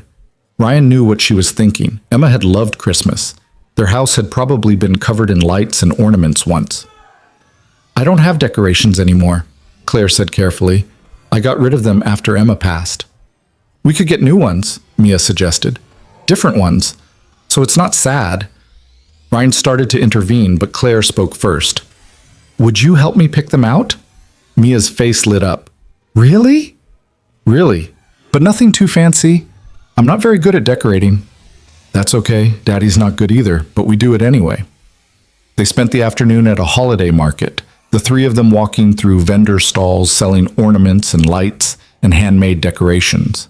Mia approached the task with serious concentration, rejecting anything that looked too traditional. "We want new traditions," she explained to Ryan, "not old ones that make people sad."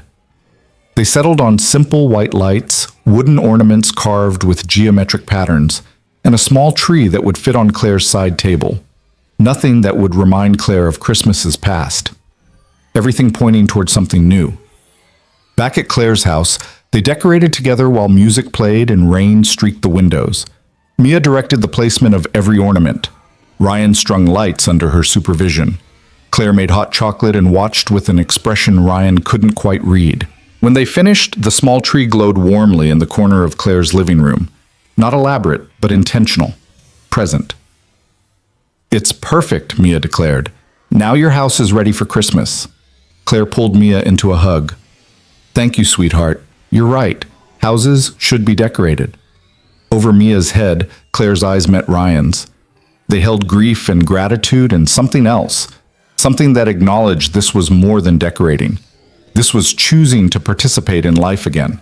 To let joy coexist with loss.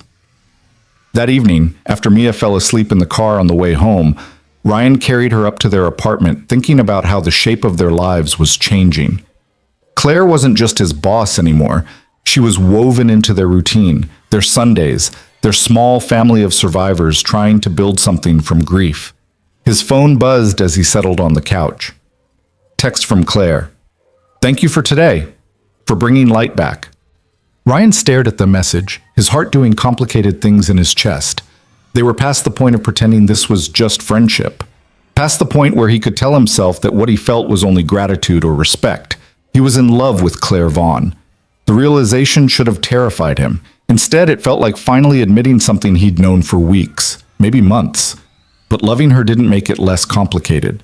She was still his boss, still his CEO, still grieving her daughter while helping him raise his. The power dynamics were messy, the potential for disaster obvious. Ryan typed and deleted 3 responses before settling on, "Thank you for letting us in."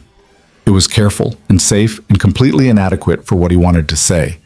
But some truths needed the right moment, and this wasn't it yet.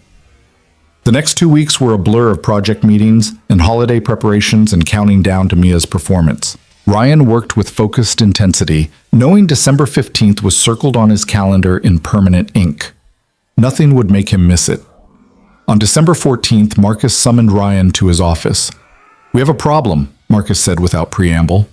The board moved their quarterly review meeting to tomorrow at 2 p.m. They want a detailed presentation on the rollout progress.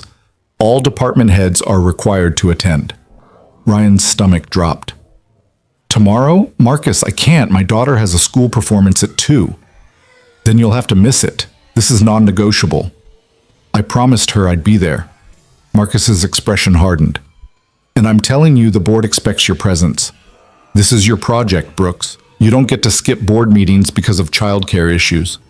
Ryan felt anger rising in his chest. It's not a childcare issue. It's my daughter's first major performance. I promised her I'd be there. Then you shouldn't have made a promise you couldn't keep. Marcus stood, signaling the conversation was over. Tomorrow, 2 p.m. Don't be late. Ryan left Marcus's office with his hand shaking. He'd worked so hard to prove himself, to establish boundaries, to be both present for Mia and successful at work. And now Marcus was forcing him to choose. He went directly to Claire's office. Karen tried to stop him, but Ryan walked past. Claire looked up from her computer. Ryan? What's wrong? He told her about the board meeting, about Marcus's ultimatum, about the promise he'd made to Mia. Claire listened, her expression darkening. Marcus scheduled this meeting? He said the board moved it. The board didn't move anything. I would know. Claire picked up her phone. Karen, get me Marcus Webb, now. 3 minutes later, Marcus appeared at Claire's office. His confidence faltered when he saw Ryan standing there. You told Ryan the board moved tomorrow's quarterly review, Claire said, her voice dangerously calm. That was a lie. I scheduled that meeting for next Thursday. Marcus's jaw tightened. I assumed you'd want the review earlier given the project's visibility. Don't, Claire stood. You assumed you could test Ryan's commitment by manufacturing a conflict with his personal life. You wanted to see if he'd choose work over his daughter. You wanted him to fail. It's exactly what this is. You've been looking for an excuse to prove I made a mistake promoting him, but Ryan hasn't given you one, so you're trying to create it. Marcus's face reddened. With all due respect, Ms. Vaughn, coddling employees who can't handle standard executive expectations? Standard expectations? Claire's voice cut like ice. You mean working 16-hour days and missing your children's milestones? Sacrificing family for the appearance of dedication? Is that what you want from your team? I want commitment. You want performers who'll destroy themselves proving loyalty. But Claire moved around her desk. Here's what's going to happen. The quarterly review stays scheduled for next Thursday at 2 p.m. Ryan will attend that meeting. Tomorrow at 2 p.m., he'll attend his daughter's school performance. And you'll remember that I'm the CEO, which means I decide what constitutes appropriate expectations for my employees. Marcus's expression hardened. Of course, Ms. Vaughn. He left, the door closing with controlled force. Ryan stood frozen. Claire, you didn't have to... Yes, I did. She turned to face him. Marcus just tried to sabotage you by exploiting the one thing that matters most. Your relationship with Mia. I won't tolerate that. But now he'll understand that I protect my people, all of them, especially the ones who've proven their value. Claire's expression softened. Go to Mia's performance tomorrow. Be present. That's more important than any board meeting. Ryan felt something crack open in his chest. Relief and gratitude and something deeper. Thank you. Stop thanking me and go home. Your daughter needs you to practice being proud of her. Ryan left Vantage Technologies that afternoon feeling like he'd witnessed something important. Claire hadn't just defended him. She'd defended the principle that family mattered, that presence had value, that success without humanity was hollow. She'd defended the things she'd failed to protect with Emma. The next day at 1:30 p.m., Ryan sat in the front row of Mia's school auditorium. The chairs were too small, designed for elementary-aged bodies. Parents filled the space with phones ready to record, and the air hummed with anticipatory energy. Mia had been vibrating with excitement that morning, talking non-stop about her costume and her lines and how nervous excited she felt. Ryan had braided her hair carefully, the way Sarah used to, and told her she'd be amazing. Now he waited for the curtain to open, his heart full of the peculiar anxiety that came with watching your child perform. His phone buzzed, text from Claire. Front row? Of course. Give Mia a hug from me. And Ryan, I'm proud of you. The message made his throat tight. Ryan pocketed his phone as the lights dimmed. The performance was a winter celebration featuring songs and poems from each grade. Mia's first grade class performed third, dressed as snowflakes. Ryan spotted his daughter immediately, center stage, her face serious with concentration. She sang with the others, her young voice blending with the chorus. But it was during her speaking part that Ryan's heart swelled. Mia stepped forward and recited a poem about winter bringing both endings and beginnings, about cold making way for spring, about light returning after darkness. She spoke clearly, confidently, and when she finished, she looked directly at Ryan and smiled. He realized he was crying. The performance ended with all the classes singing together, and then it was over. Parents flooded toward their children. Ryan made his way to Mia, who launched herself into his arms. "Did you see me, Daddy? Did you see my part?" "I saw everything, baby. You were perfect. You kept your promise." "Always," Ryan said, holding her close. "I'll always keep my promises to you." They went for ice cream afterward, even though it was December. Mia recounted every moment of the performance while Ryan listened and thought about how close he'd come to missing this, how Marcus had almost made him break the one promise that mattered most. That evening, after Mia was in bed, Ryan texted Claire.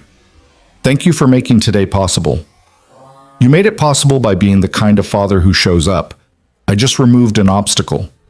Ryan hesitated, then typed, "Can we talk about what's happening between us?"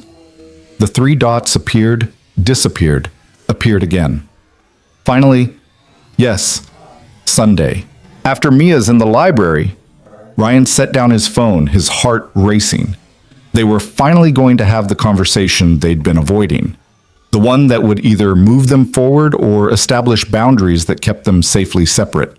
He didn't know which outcome scared him more. Sunday arrived with crystalline winter sunlight that made Seattle's rain-soaked streets gleam. Ryan drove to Claire's house, with Mia chattering about a book she wanted to find in Emma's library, but his mind was elsewhere. The conversation waiting for him felt like standing at the edge of something, a threshold he could cross or retreat from, but either choice would change everything. Claire answered the door in jeans and a cream sweater, her hair loose around her shoulders. She looked younger like this, softer, and Ryan felt his resolve waver. Maybe they should just leave things undefined, comfortable in their careful ambiguity. But Mia was already inside, heading straight for the library, and Claire was looking at Ryan with eyes that said they both knew pretending had run its course. "Coffee?" Claire offered. "Sure." They moved to the kitchen with the awkward awareness of two people about to have a conversation that mattered. Claire poured coffee with hands that weren't quite steady. Ryan accepted the mug and wrapped his fingers around its warmth. "So," Claire said. "So," Ryan echoed. They stood on opposite sides of the kitchen island like it was a negotiating table. The morning light slanted through windows, illuminating dust motes that drifted between them. Claire spoke first. "I've been thinking about this for weeks. What to say, how to say it, whether saying anything was even appropriate." She met his eyes. "I'm your CEO, Ryan. The power dynamics here are complicated." "I know. If this becomes something and it doesn't work out, your career could suffer. People will say I took advantage, that I promoted you for personal reasons." "Is that why you promoted me?" "You know it's not." Claire set down her coffee. "I promoted you because you were brilliant and overlooked and deserved the chance. But now it's more complicated because somewhere along the way, I started caring about you in ways that have nothing to do with HVAC systems." Ryan's heart hammered. "Claire, let me finish." She took a breath. "When Emma died, I convinced myself I'd used up my chance at having a family, that I'd failed so completely with her that I didn't deserve another opportunity. I built Vantage Technologies as penance, as proof that I could succeed at something even if I'd failed at the thing that mattered most." Her voice cracked slightly. "Then you walked into my office, and you were this man who'd made all the choices I didn't make, who'd chosen his daughter over his career, presence over advancement, love over ambition. And I realized I'd spent 5 years building something hollow."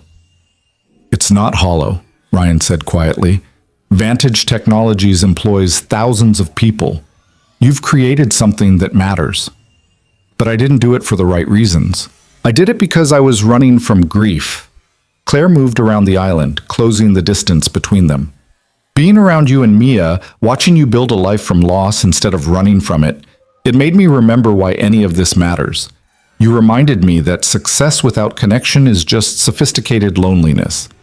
She stopped a few feet away, close enough that Ryan could see the vulnerability in her expression. So yes, Claire continued, I care about you. More than I should.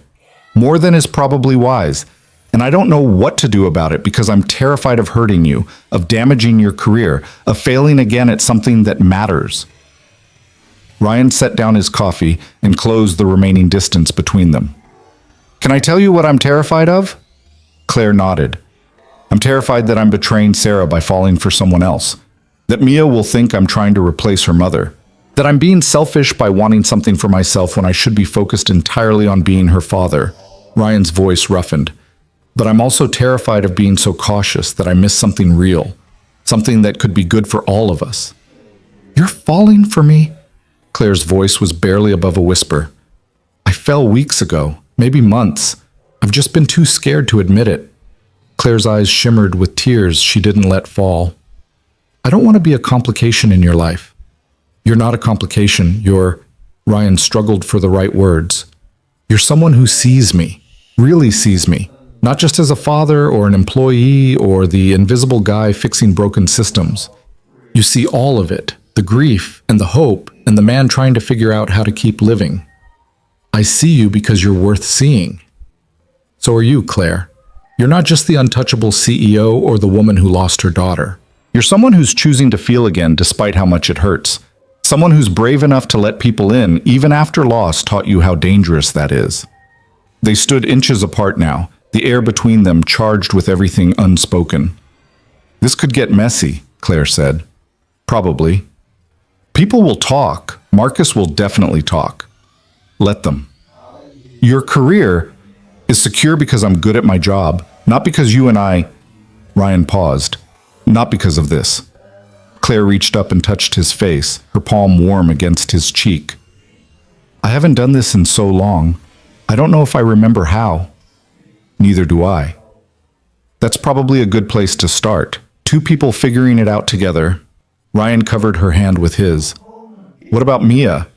We need to think about what's best for her. Mia told me 2 weeks ago that she hopes you and I fall in love because then we could all be sad together, but also happy together. Claire smiled through threatening tears. She's wiser than both of us. She is. Ryan's thumb traced Claire's cheekbone. So what do we do? We take it slow. We're honest with Mia. We maintain professional boundaries at work. Claire leaned into his touch. And we stop pretending that what's happening between us isn't real. Ryan leaned forward, giving Claire every opportunity to pull away. She didn't. Their lips met softly, tentatively, like people learning a language they'd almost forgotten. The kiss was gentle and careful and full of promise. When they separated, Claire was crying silently. I didn't think I'd feel this again. Neither did I. They stood together in Claire's kitchen, holding each other while morning light painted them gold, and it felt like healing. Not forgetting Sarah or Emma, but learning that hearts could hold both grief and new love. That the dead didn't require loyalty expressed through loneliness. Daddy? Claire? Mia's voice called from the library. Can you help me reach a book? They separated, smiling at the interruption. Claire wiped her eyes. Ryan straightened his shirt. Then they walked together toward Mia's voice. And something about that felt significant, moving forward together toward the child who'd been the bridge between them. Mia stood on tiptoe, reaching for a book on a high shelf. She turned when they entered, her perceptive eyes moving between them with interest.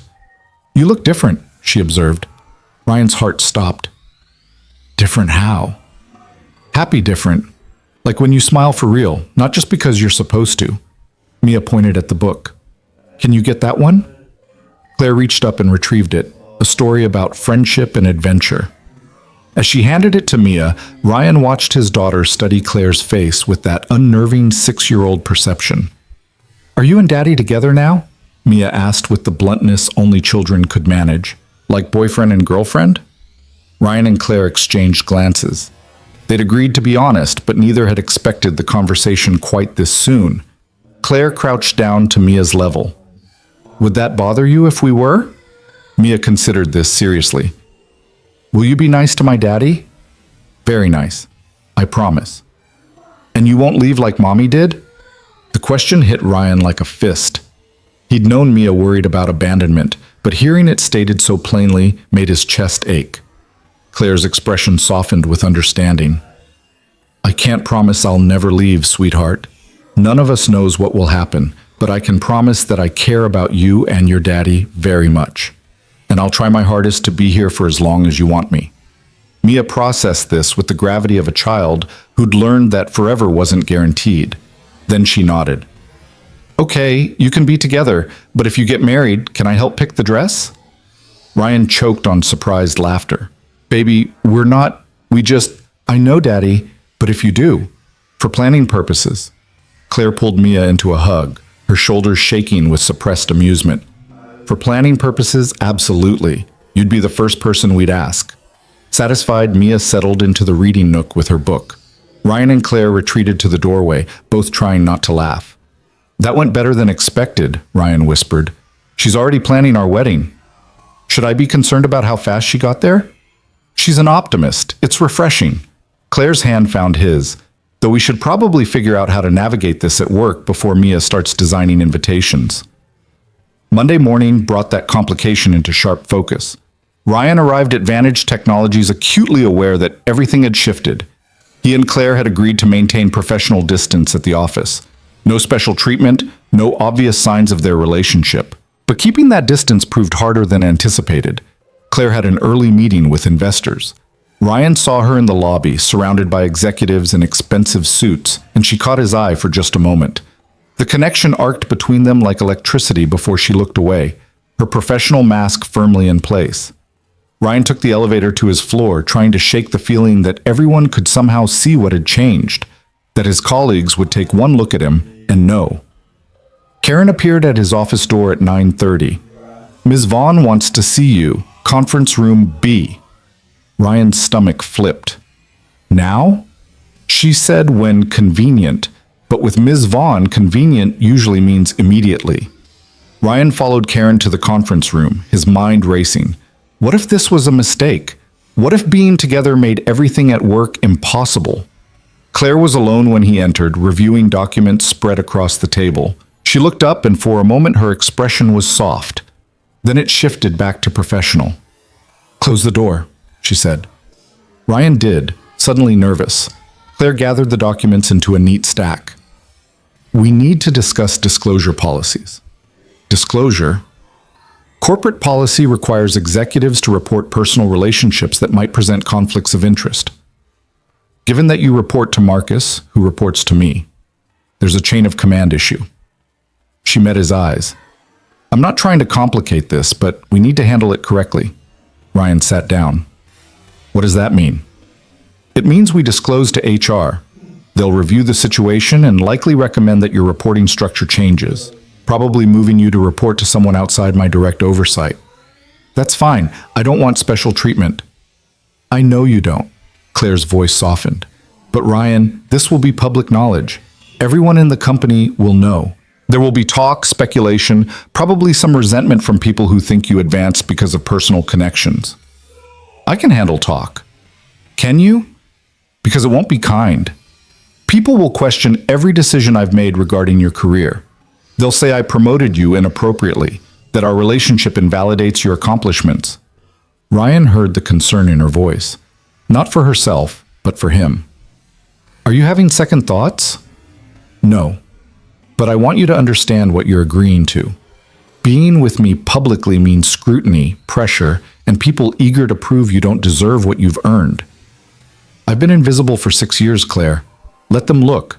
Let them question. I know why I'm here, and it's not because I'm sleeping with the CEO. Ryan's voice was firm. I'm here because I'm good at what I do. Because you gave me a chance to prove it. If people can't separate our professional relationship from our personal one, that's their problem. Claire smiled slightly. When did you become so confident? About 3 months ago, someone told me to stop being invisible. Smart person. The smartest. They held each other's gaze, and the air shifted, professional boundaries dissolving into something more intimate. "We should probably stop looking at each other like this at work," Claire said quietly. "Probably." Neither of them looked away. Karen's knock interrupted the moment. "Ms. Vaughn, your 10 o'clock is here." Claire stood, her professional demeanor snapping back into place with practiced ease. "Thank you, Karen. Ryan, we'll continue this discussion later. Please draft a summary of the Phase 2 rollout timeline for review." "Of course, Ms. Vaughn." The formality felt absurd given that they'd been kissing in her kitchen 24 hours ago. But this was the dance they'd have to learn, separating work from everything else, keeping professional and personal in their appropriate boxes. Ryan returned to his office and tried to focus on work. He drafted the rollout timeline, reviewed energy efficiency data, and responded to emails. But his mind kept drifting to Claire, to the conversation ahead with HR, to how their lives were about to get significantly more complicated.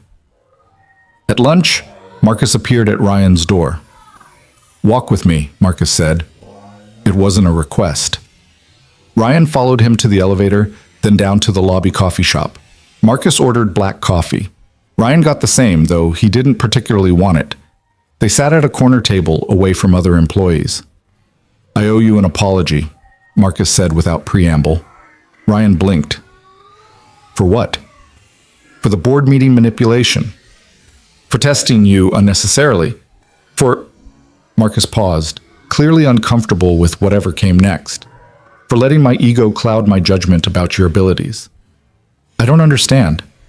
Claire called me into her office Friday afternoon. She was very clear about her disappointment in my leadership approach. Marcus's expression was rueful. She pointed out that I've been so focused on credentials and traditional career paths that I've been blind to actual talent. She's right. He took a sip of coffee. "Your work is exceptional, Brooks. The rollout project is ahead of schedule and under budget. The board presentation was one of the strongest I've seen from a junior executive. You've earned your position through merit, not favoritism." "Thank you," Ryan said carefully, waiting for the other shoe to drop. "But there's something you should know. There's talk. About you and Claire." Ryan's spine stiffened. "What kind of talk?" "The inevitable kind. People notice things. The way she defends you, the time you spend together, the fact that she's more animated in meetings when you're present." Marcus held up a hand before Ryan could respond. "I'm not making accusations. I'm telling you what others are saying, and if there's any truth to it, you both need to be prepared for fallout. What others are saying doesn't change the quality of my work." "No, it doesn't. But perception matters in corporate environments, especially when one person holds significant power over another's career." Marcus leaned forward. "I don't care about your personal life, Brooks, but I do care about this company and about the teams I manage. If there's something happening between you and Claire, handle it properly. Disclose it. Let HR manage the conflict of interest. Don't give people ammunition to dismiss your legitimate accomplishments." Ryan met Marcus's eyes and saw something unexpected. Not hostility, but genuine advice from someone who'd navigated corporate politics longer. "Thank you for the warning," Ryan said. "You're a good employee, Brooks. Maybe even a great one. Don't let complications derail that." Marcus stood, leaving his barely touched coffee on the table. "And for what it's worth, Claire seems happier lately, more present. If you're part of that, maybe the complications are worth it." He left Ryan sitting alone with 2 cups of coffee and the weight of what needed to happen next. Ryan texted Claire, "We need to talk to HR, soon." Her response came immediately. "Already scheduled, tomorrow morning, 9 a.m., together." The meeting with HR was handled by Jennifer Marsh, the same woman who'd processed Ryan's promotion paperwork months ago. She listened to Claire and Ryan explain their relationship with professional neutrality, taking notes and asking clarifying questions about timeline, decision-making processes, and current reporting structures. "This falls under our conflict of interest policy," Jennifer said, reviewing her notes. "Given that Mr. Brooks reports to Senior VP Webb, who reports directly to you, Ms. Vaughn, there's a clear chain of command issue." "I understand," Claire said. "What are our options?" "Realistically, Ryan needs to report to someone outside your direct oversight. I'd recommend transferring him to report to Sandra Chen in operations. She's a senior VP at your level, Marcus, so there's no subordinate relationship to Claire." Jennifer looked at Ryan. This doesn't diminish your role or authority. Your project scope remains the same. You'd simply have a different supervisor for administrative purposes. That works for me, Ryan said. There's one more thing. Jennifer's expression became more serious.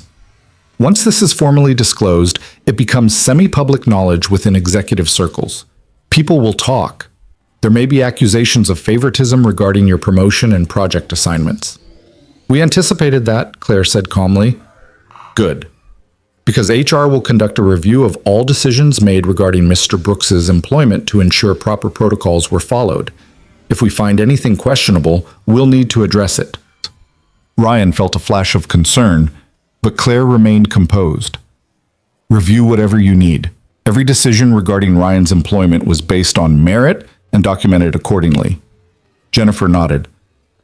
I believe that. But we need the paper trail to prove it to anyone who questions it. She closed her laptop. I'll process the reporting structure change and notify the relevant parties. Expect some questions from colleagues.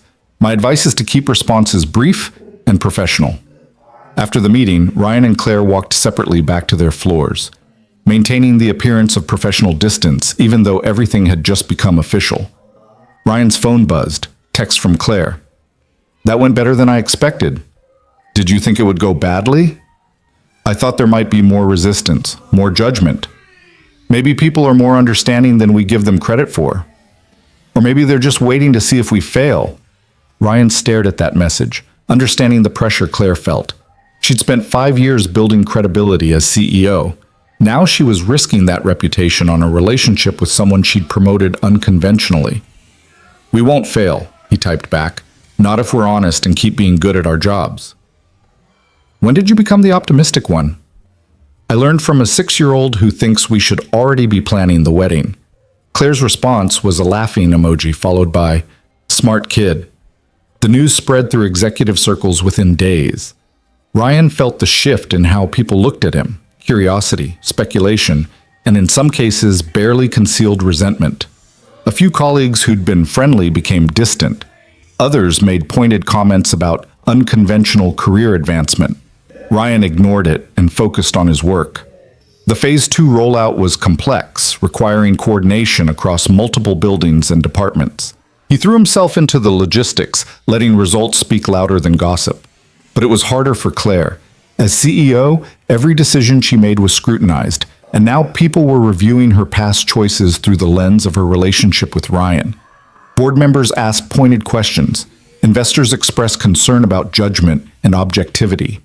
Ryan watched her handle it with graceful professionalism, never defending herself but also never apologizing. She presented facts, documented her decision-making processes, and remained unshakable in her position that Ryan's employment had been merit-based.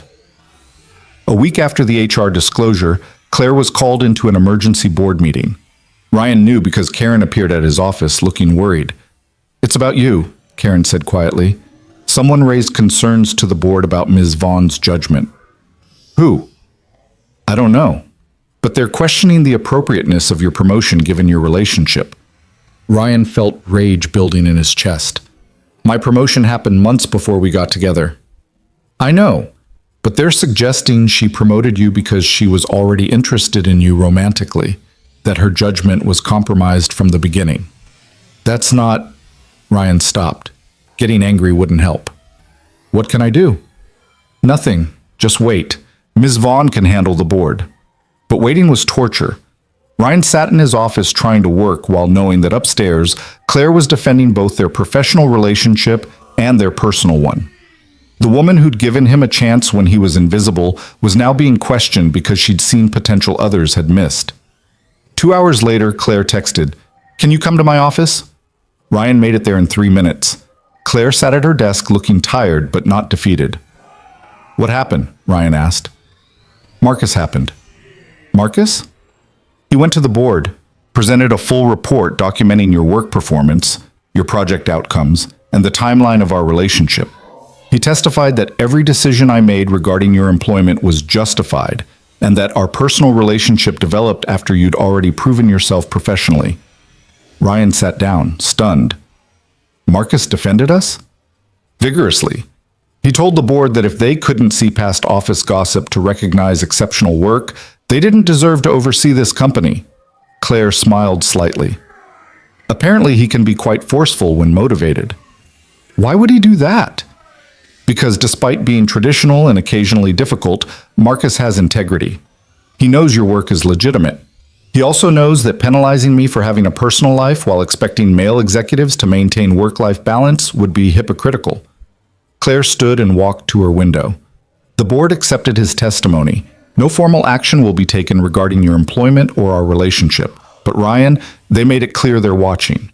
If your performance slips, if there's any hint of favoritism or conflict of interest, they'll revisit this decision.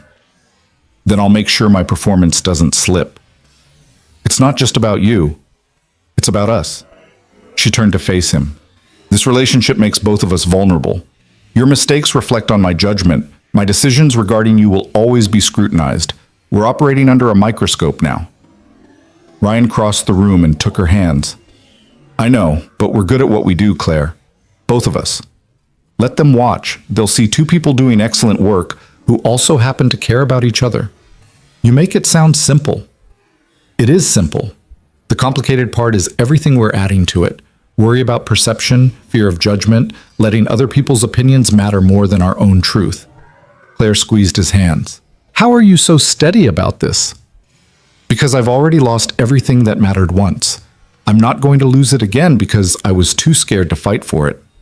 She pulled him into a hug, and they stood together in her office while Seattle spread out below them, 42 floors above the basement corridor where Ryan had spent 6 years being invisible. Thank you, Claire whispered, for being brave enough for both of us. I learned from the best. They separated reluctantly, aware that even this simple embrace would fuel gossip if anyone saw. The price of their relationship was constant awareness, calculated distance, and the knowledge that every interaction would be interpreted through the lens of their personal connection. But some things were worth the cost. That evening, Ryan picked up Mia from Mrs. Chen's and drove home through darkening Seattle streets. Christmas lights decorated houses and businesses, transforming the familiar landscape into something magical. Daddy, can we get a tree this weekend? Mia asked.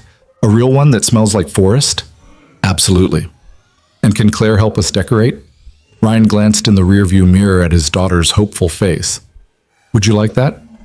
Yeah, she's good at decorating, and also she's good at being with us. The simple statement carried so much weight. Mia had accepted Claire into their small family with the easy grace of children who understood that love didn't have limited capacity, that caring about Claire didn't mean forgetting Sarah. She is good at being with us, Ryan agreed. Are you going to marry her? Ryan almost swerved. Baby, we just started being together. Marriage is a long way off. But you will eventually, right? Because you love her. Ryan paused. Did he love Claire? Or was it too soon to call it that? They'd been officially together less than 2 weeks, but he'd been falling for months. And love wasn't measured in time, but in depth of connection, in shared understanding, in the way someone could see your broken pieces and choose to stand beside you anyway. Yeah, Ryan said quietly. I love her. Good, because she loves you too, I can tell. You're very wise for 6 years old. I know, Mia said matter-of-factly. Mrs. Chen says I'm an old soul. They spent the evening at home doing homework and making dinner and reading stories before bed. Normal domestic routines that felt precious in their ordinariness. After Mia was asleep, Ryan sat on his couch bed and called Claire. Hey, she answered. Everything okay? Yeah, I just wanted to hear your voice. Long day? The longest. But Marcus saved us, which I'm still processing. Claire laughed softly. He surprised me too. Apparently he has depths. Apparently. Ryan paused. Mia asked if I was going to marry you. Silence on the line. Then, that's quite a question. I told her it was too soon. But Ryan, Claire's voice was careful. But she asked if I love you. What did you say? I said yes. More silence. Ryan's heart raced. Too soon? He asked. Probably, but also accurate. Claire's voice was soft. I love you, Ryan. I didn't plan to. definitely didn't expect to, but I do. I love you too. The words hung in the phone line between them, simple and profound. We're doing this backwards, Claire said. We fell in love before we even went on a proper date. Want to fix that? Saturday night? I'd like that. Though finding a babysitter, Mrs. Chen already volunteered. Apparently the neighborhood gossip network is very invested in our relationship. Claire laughed. Where are you taking me? Somewhere nice? Somewhere that requires real clothes and actual planning. Somewhere that's not your kitchen or my couch. Fancy. You deserve fancy. So do you. They talked for another hour about nothing important and everything that mattered. When Ryan finally hung up, he felt lighter than he had in years. The complications didn't disappear, the scrutiny, the pressure, the constant awareness of being watched. But they felt manageable now, because he wasn't facing them alone. Saturday arrived with unexpected sunshine. Ryan spent the morning helping Mia clean their apartment and pick out her outfit for staying with Mrs. Chen. She'd somehow accumulated opinions about his date outfit and insisted he wear the blue shirt that makes your eyes look nice. At 6 p.m., Ryan knocked on Claire's door wearing the blue shirt and actual dress pants he'd had to iron twice. She answered in a simple black dress that transformed her from CEO to someone breathtaking. You look beautiful, Ryan said. You clean up pretty well yourself. They drove to a restaurant overlooking Elliott Bay, expensive but not ostentatious, intimate without being claustrophobic. The hostess seated them at a table by the window where they could watch boats move across dark water. This is strange, Claire said after they'd ordered wine. Strange how? We've spent hours together. We've shared our worst grief and biggest fears, but this, sitting across from each other on an actual date, feels like starting over. Maybe that's good. We get to have both, the deep connection we've already built and the fun of discovering everything else. They talked through dinner about things they'd never discussed before. Claire's childhood in a small Oregon town, her journey to building Vantage Technologies, Ryan's years studying engineering, meeting Sarah in college, the early days of being parents together. They shared stories about Emma and Sarah, not dwelling in grief but celebrating the people they'd loved. It felt important, honoring the past while building something new. After dinner, they walked along the waterfront despite December's cold. Ryan took Claire's hand and she leaned into him. I was terrified of this, Claire admitted, of feeling this way about someone again. After Emma, I convinced myself that loving people was too dangerous, that loss hurt too much to risk again. What changed your mind? You did. Watching you be present for Mia despite your own grief. Seeing that it was possible to keep living, keep loving, even after devastating loss. She stopped walking and turned to face him. You showed me that protecting yourself from pain also means protecting yourself from joy. And I'm tired of being safe. Ryan cupped her face in his hands. I'm scared too. Scared of failing you, of not being enough, of losing this. Then we'll be scared together, and we'll choose courage anyway. They kissed on the waterfront while Seattle glittered around them, and it felt like a promise. Not that everything would be easy, but that they'd face the complications together. When Ryan dropped Claire off at her house hours later, she said, "Thank you for tonight, for reminding me what this feels like. We should do it again, maybe with less fear and more confidence. Practice makes perfect." Ryan drove home feeling like something fundamental had shifted. They'd crossed from possibility into commitment, from maybe into yes. The road ahead would have challenges, board scrutiny, corporate politics, the careful balance of being partners while maintaining professional boundaries. But they'd faced harder things than this. Loss had taught them both that nothing worth having came without risk. The next morning, Ryan woke to his phone buzzing. Text from Claire. Mia asked yesterday if we could all get a Christmas tree together. What do you think? Ryan smiled. I think that sounds perfect. Your place or mine? He thought about Claire's beautiful but sterile house, about Emma's library waiting for life, about Sunday afternoons that had become their shared tradition. Yours, he typed. Let's fill it with something living. See you at 2. Ryan showed the message to Mia over breakfast. Her face lit up. Are we going to live at Claire's house? She asked. No, baby. We're just getting her a Christmas tree. But eventually, when you get married, Ryan looked at his 6-year-old daughter, who'd somehow become the family optimist despite, or maybe because of, everything she'd lost. Maybe eventually, he said. Would that be okay with you? Mia considered this seriously. Will I still have my room? And can we bring Mommy's pictures? Ryan's throat tightened. Of course. Always. Claire knows Mommy was important. She'd never ask us to forget her. Okay then, I think it would be good. Claire's house is really big, and she seems lonely there by herself. That afternoon, they drove to a Christmas tree lot and spent an hour finding the perfect tree, 7 feet tall, full, and fragrant, the kind of tree that would transform a space.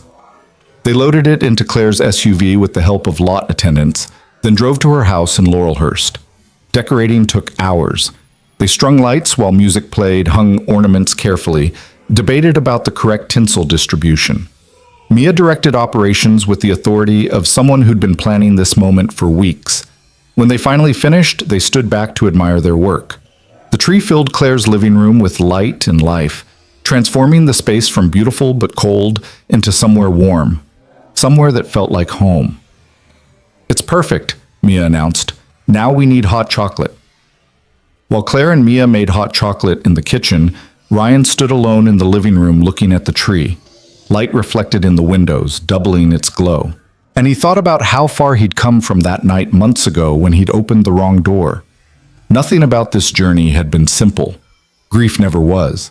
But somewhere between loss and healing, between invisible and seen, between closed off and open, he'd found something unexpected. He'd found love that honored the past while building toward the future. Found a woman who understood that broken things could still be beautiful. Found hope that felt sustainable instead of fragile. Claire appeared beside him, sliding her arm around his waist. What are you thinking? That I'm grateful I opened the wrong door. Best mistake you ever made. Second best, Ryan corrected. The best was saying yes when you offered me a chance. I think we can call it a tie. Mia emerged from the kitchen carrying 3 mugs of hot chocolate with elaborate precision. They settled together on Claire's couch, Ryan, Claire, and Mia, watching the tree lights twinkle while Seattle darkened outside. And for the first time since Sarah died, Ryan felt like they were building something that might last. Not replacing what was lost, but creating something new from the pieces that remained. Something worth fighting for. The complications Ryan and Claire had anticipated arrived in January with corporate precision. A rival tech company attempted a hostile acquisition of Vantage Technologies, claiming the company had lost strategic direction under Claire's leadership. The timing was calculated, attacking when board scrutiny was already heightened, when questions about Claire's judgment were still circulating through investor networks. Ryan learned about it from Marcus, who appeared at his office door at 7 a.m. on a Tuesday, looking grim.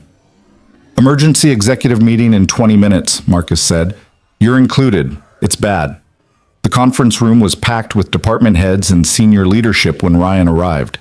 Claire stood at the head of the table, her expression unreadable but her posture rigid with tension.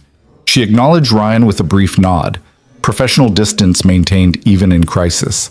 Tech Vanguard made an unsolicited offer to our shareholders last night, Claire began without preamble. They're offering 30% above current stock price and claiming Vantage Technologies has stagnated under my leadership. She pulled up a presentation showing Tech Vanguard's public statements. Ryan's stomach tightened as he read the carefully worded attacks on Claire's judgment, her decision-making, her personal life creating distractions from company priorities. They were using his relationship with Claire as evidence of her compromised leadership. This is character assassination, Marcus said flatly. They're exploiting office gossip to undermine Claire's credibility with shareholders. It's effective character assassination, another executive countered. 3 major investors have already indicated they're considering the offer. Claire remained calm, but Ryan could see the tension in her jaw. We have 2 weeks to convince shareholders that Vantage Technologies' future is stronger with current leadership than with Tech Vanguard's acquisition. That means demonstrating concrete value, strategic vision, and unified executive commitment. Her eyes swept the room. I need every department to present their strongest performance metrics and future projections. We're making the case that this company is thriving, not stagnating. The meeting dissolved into strategic planning. Ryan sat quietly, his mind racing. Tech Vanguard wasn't just attacking Claire. They were attacking her through him. Every choice she'd made regarding his career was being weaponized against her. After the meeting, Ryan caught up with Claire in the hallway. "This is because of me," he said quietly. "They're using our relationship to—" "Don't." Claire's voice was sharp. "Don't give them that power. This acquisition attempt was coming regardless. They're just using whatever ammunition is available. But if you hadn't what? Accepted a job you deserved? Built something valuable? Fallen in love with me?" She glanced around to ensure they were alone. "Ryan, hostile acquisitions happen. Corporate politics are vicious. None of this is your fault." "Then why does it feel like I've destroyed everything you built?" Claire's expression softened. "You haven't destroyed anything. If anything, you've reminded me why I built it in the first place. Now help me save it." Over the next week, Ryan worked 18-hour days preparing his department's presentation. The building systems optimization project had exceeded every projection.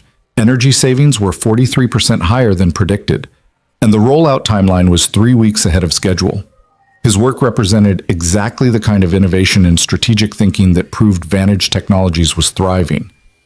But the personal attacks continued. Industry publications ran thinly veiled articles questioning Claire's judgment. Anonymous sources claimed she'd let personal entanglements compromise her leadership. Social media amplified the narrative that Vantage Technologies needed new direction.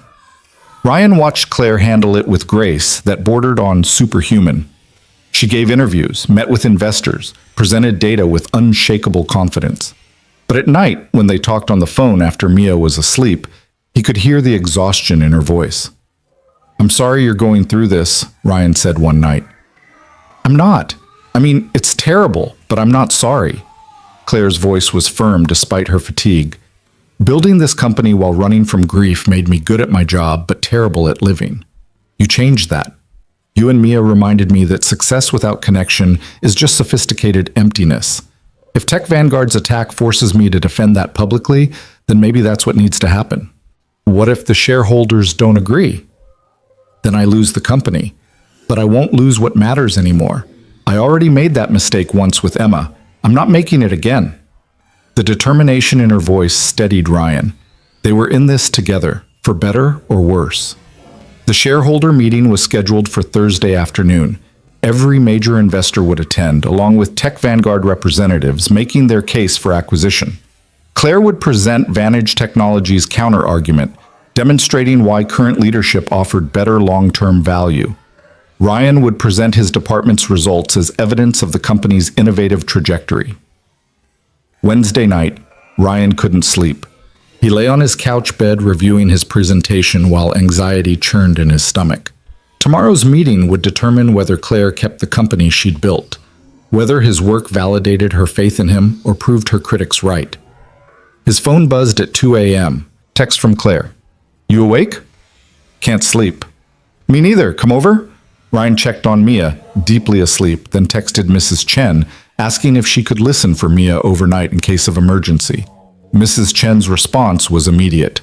"Already on my way. Go be with your girl." 20 minutes later, Ryan stood on Claire's doorstep. She answered in pajamas, her hair loose, her face free of the professional mask she wore for everyone else. "Hey," she said softly. "Hey." They moved to her living room where the Christmas tree still glowed. Neither spoke for several minutes, just sat together on the couch, finding comfort in proximity. "I keep thinking about Emma," Claire finally said. "About all the moments I missed because I was building this company. Her 6th birthday, her last Christmas. The afternoon she died because I was on a business call." She turned to face Ryan. "And I keep thinking that if I lose Vantage Technologies tomorrow, maybe that's the universe's way of saying I built it on the wrong foundation, that I should have been building a life instead of a company. You can have both, Claire. You deserve both." "Do I? I failed Emma so completely. I don't know if I deserve another chance at getting it right." Ryan took her hands. "You didn't fail Emma. You were fighting to save her the only way you knew how. That's not failure. It's love expressed through desperation. But I wasn't there when she needed me most. And you've spent 5 years punishing yourself for it.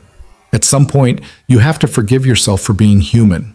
Ryan's voice was gentle but firm. Emma wouldn't want you living in penance. She'd want you living, really living. That's what Mia would want from me if something happened to her. Tears slid down Claire's face. When did you get so wise about grief? I learned from someone who was brave enough to feel again despite how much it hurt.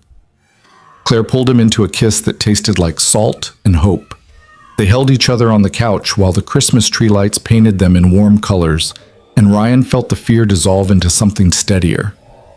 Whatever happened tomorrow, they'd face it together.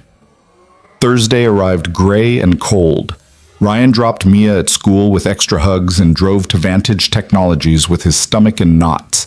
The shareholder meeting was scheduled for 2 p.m. in the building's largest conference hall, a space designed for quarterly presentations but now repurposed for corporate warfare. Ryan spent the morning reviewing his presentation compulsively. Marcus stopped by at noon. "You ready?" Marcus asked. "No." "Good. Means you care about getting it right." Marcus sat down. "Listen, Brooks, whatever happens today, your work stands on its own merit. You built something valuable. Don't let anyone diminish that. Even if Claire loses the company because she promoted me? Claire's not losing anything because of you. If she loses, it's because hostile acquisitions are legal and shareholders sometimes choose short-term gains over long-term vision." Marcus's voice was firm. "But she's not going to lose. Your presentation will prove that Vantage Technologies is innovating faster than Tech Vanguard ever could." At 1:30 p.m., Ryan made his way to the conference hall. Shareholders filled the seats, investors who'd helped build Vantage Technologies, and others who saw only potential profit in selling. Tech Vanguard representatives sat in the front row looking confident and predatory. Claire stood near the presentation screen talking to her legal team. She looked composed and professional, every inch the CEO who'd built a company through strategic brilliance. But when she caught Ryan's eye across the room, he saw the vulnerability beneath her armor. The meeting was called to order at 2 p.m. sharp. Tech Vanguard's CEO spoke first, presenting their acquisition offer and vision for Vantage Technologies' future. He was polished and persuasive, painting a picture of expanded markets and increased shareholder value. Then he pivoted to questions about current leadership. Vantage Technologies has seen impressive growth, he acknowledged, but recent concerns about executive judgment and personal entanglements affecting professional decisions raise questions about long-term stability under current management. The implication was clear without being explicitly stated. Claire's relationship with Ryan was being positioned as evidence of compromised judgment. Ryan felt rage building but forced it down. Getting emotional wouldn't help. Claire took the floor with practiced confidence. She presented 5 years of financial data showing consistent growth, strategic acquisitions, and market expansion. She highlighted innovations in technology development and operational efficiency. She made the compelling case that Vantage Technologies was thriving precisely because of her leadership. Then she addressed the personal attacks directly. "There have been questions raised about my judgment, particularly regarding personnel decisions." Claire's voice was steady. "I'd like to address those directly by introducing Ryan Brooks, our building systems optimization specialist, who will present the results of a project that demonstrates exactly the kind of strategic innovation that defines Vantage Technologies' competitive advantage." She looked at Ryan. "Ryan?" Ryan stood and walked to the front of the room with his laptop. He connected to the presentation system, pulled up his first slide, and faced a room full of people who'd already decided he was evidence of Claire's poor judgment. 18 months ago, I was a maintenance worker in this building," Ryan began. "I had an incomplete engineering degree and no corporate credentials. Ms. Vaughn promoted me because she recognized that technical expertise and innovative thinking aren't limited to people with traditional qualifications." He clicked to his first data slide. This graph shows Vantage Technologies' energy expenditure before and after implementing the Building Systems Optimization Project. "We've reduced costs by 43%. That's $1.2 million annually across our current properties." Ryan walked through his presentation methodically, showing energy savings, efficiency improvements, and projected long-term value. He explained the technical innovations his team had developed and how they positioned Vantage Technologies as sustainability leaders. "This project will save approximately $8 million over the next 5 years, Ryan concluded.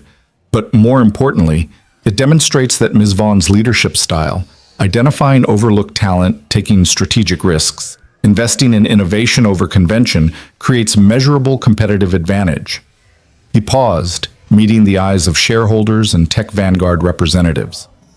My promotion wasn't a lapse in judgment. It was exactly the kind of unconventional thinking that makes this company valuable. And Ms. Vaughn's personal life has zero bearing on her ability to recognize talent and drive strategic growth. Ryan closed his presentation and returned to his seat. The room was silent for a long moment. Then Marcus stood. "I'd like to add something. I initially opposed Mr. Brooks's promotion. I thought it was impulsive and inappropriate. I was wrong."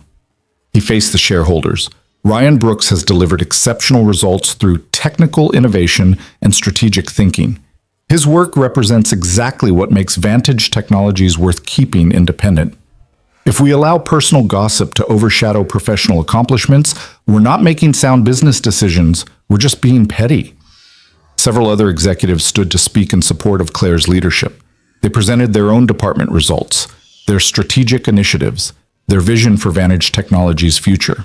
One by one, they built a comprehensive case that the company was thriving under current management.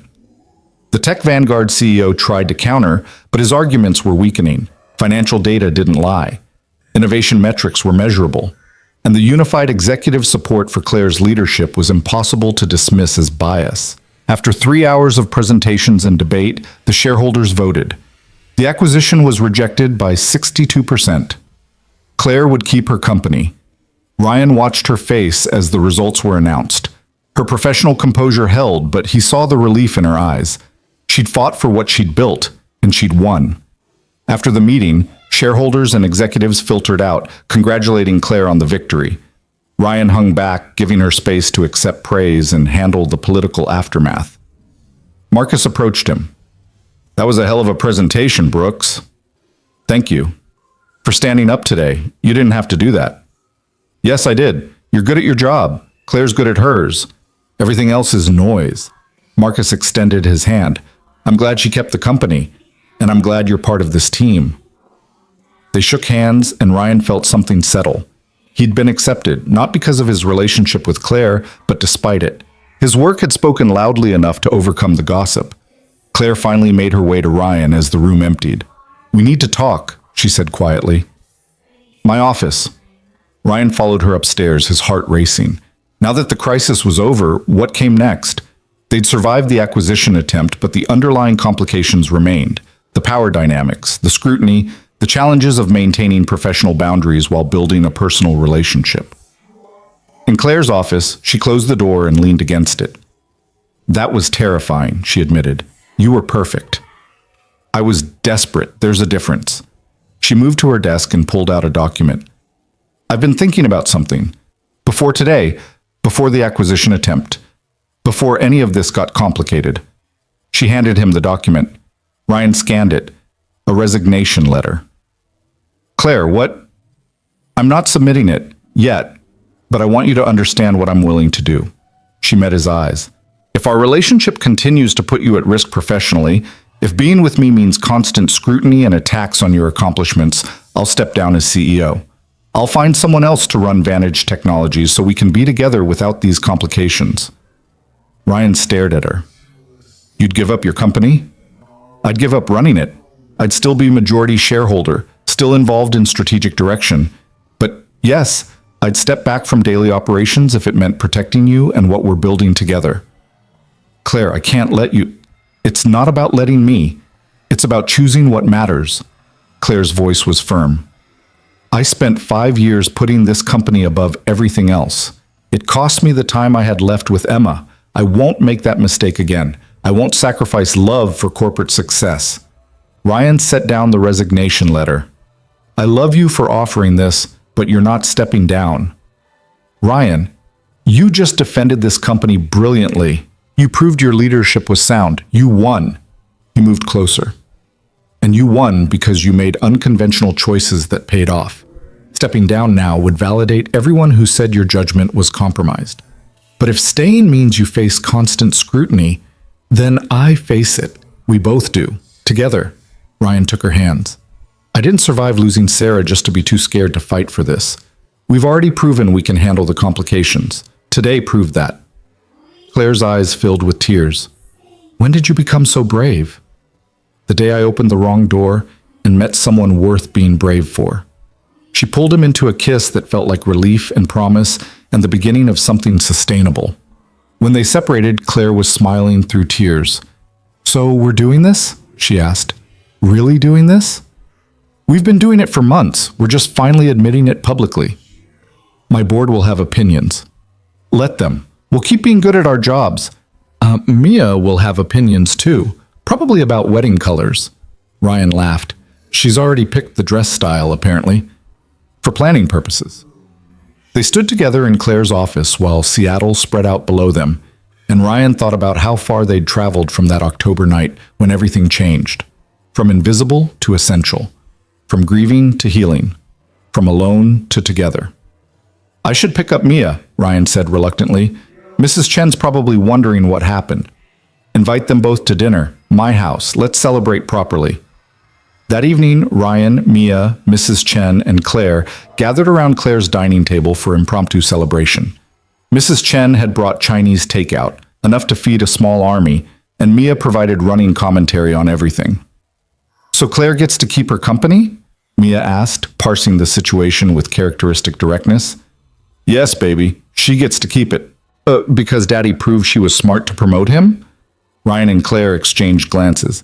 Something like that, Claire said. Your daddy did amazing work today. He helped save my company. Mia considered this seriously.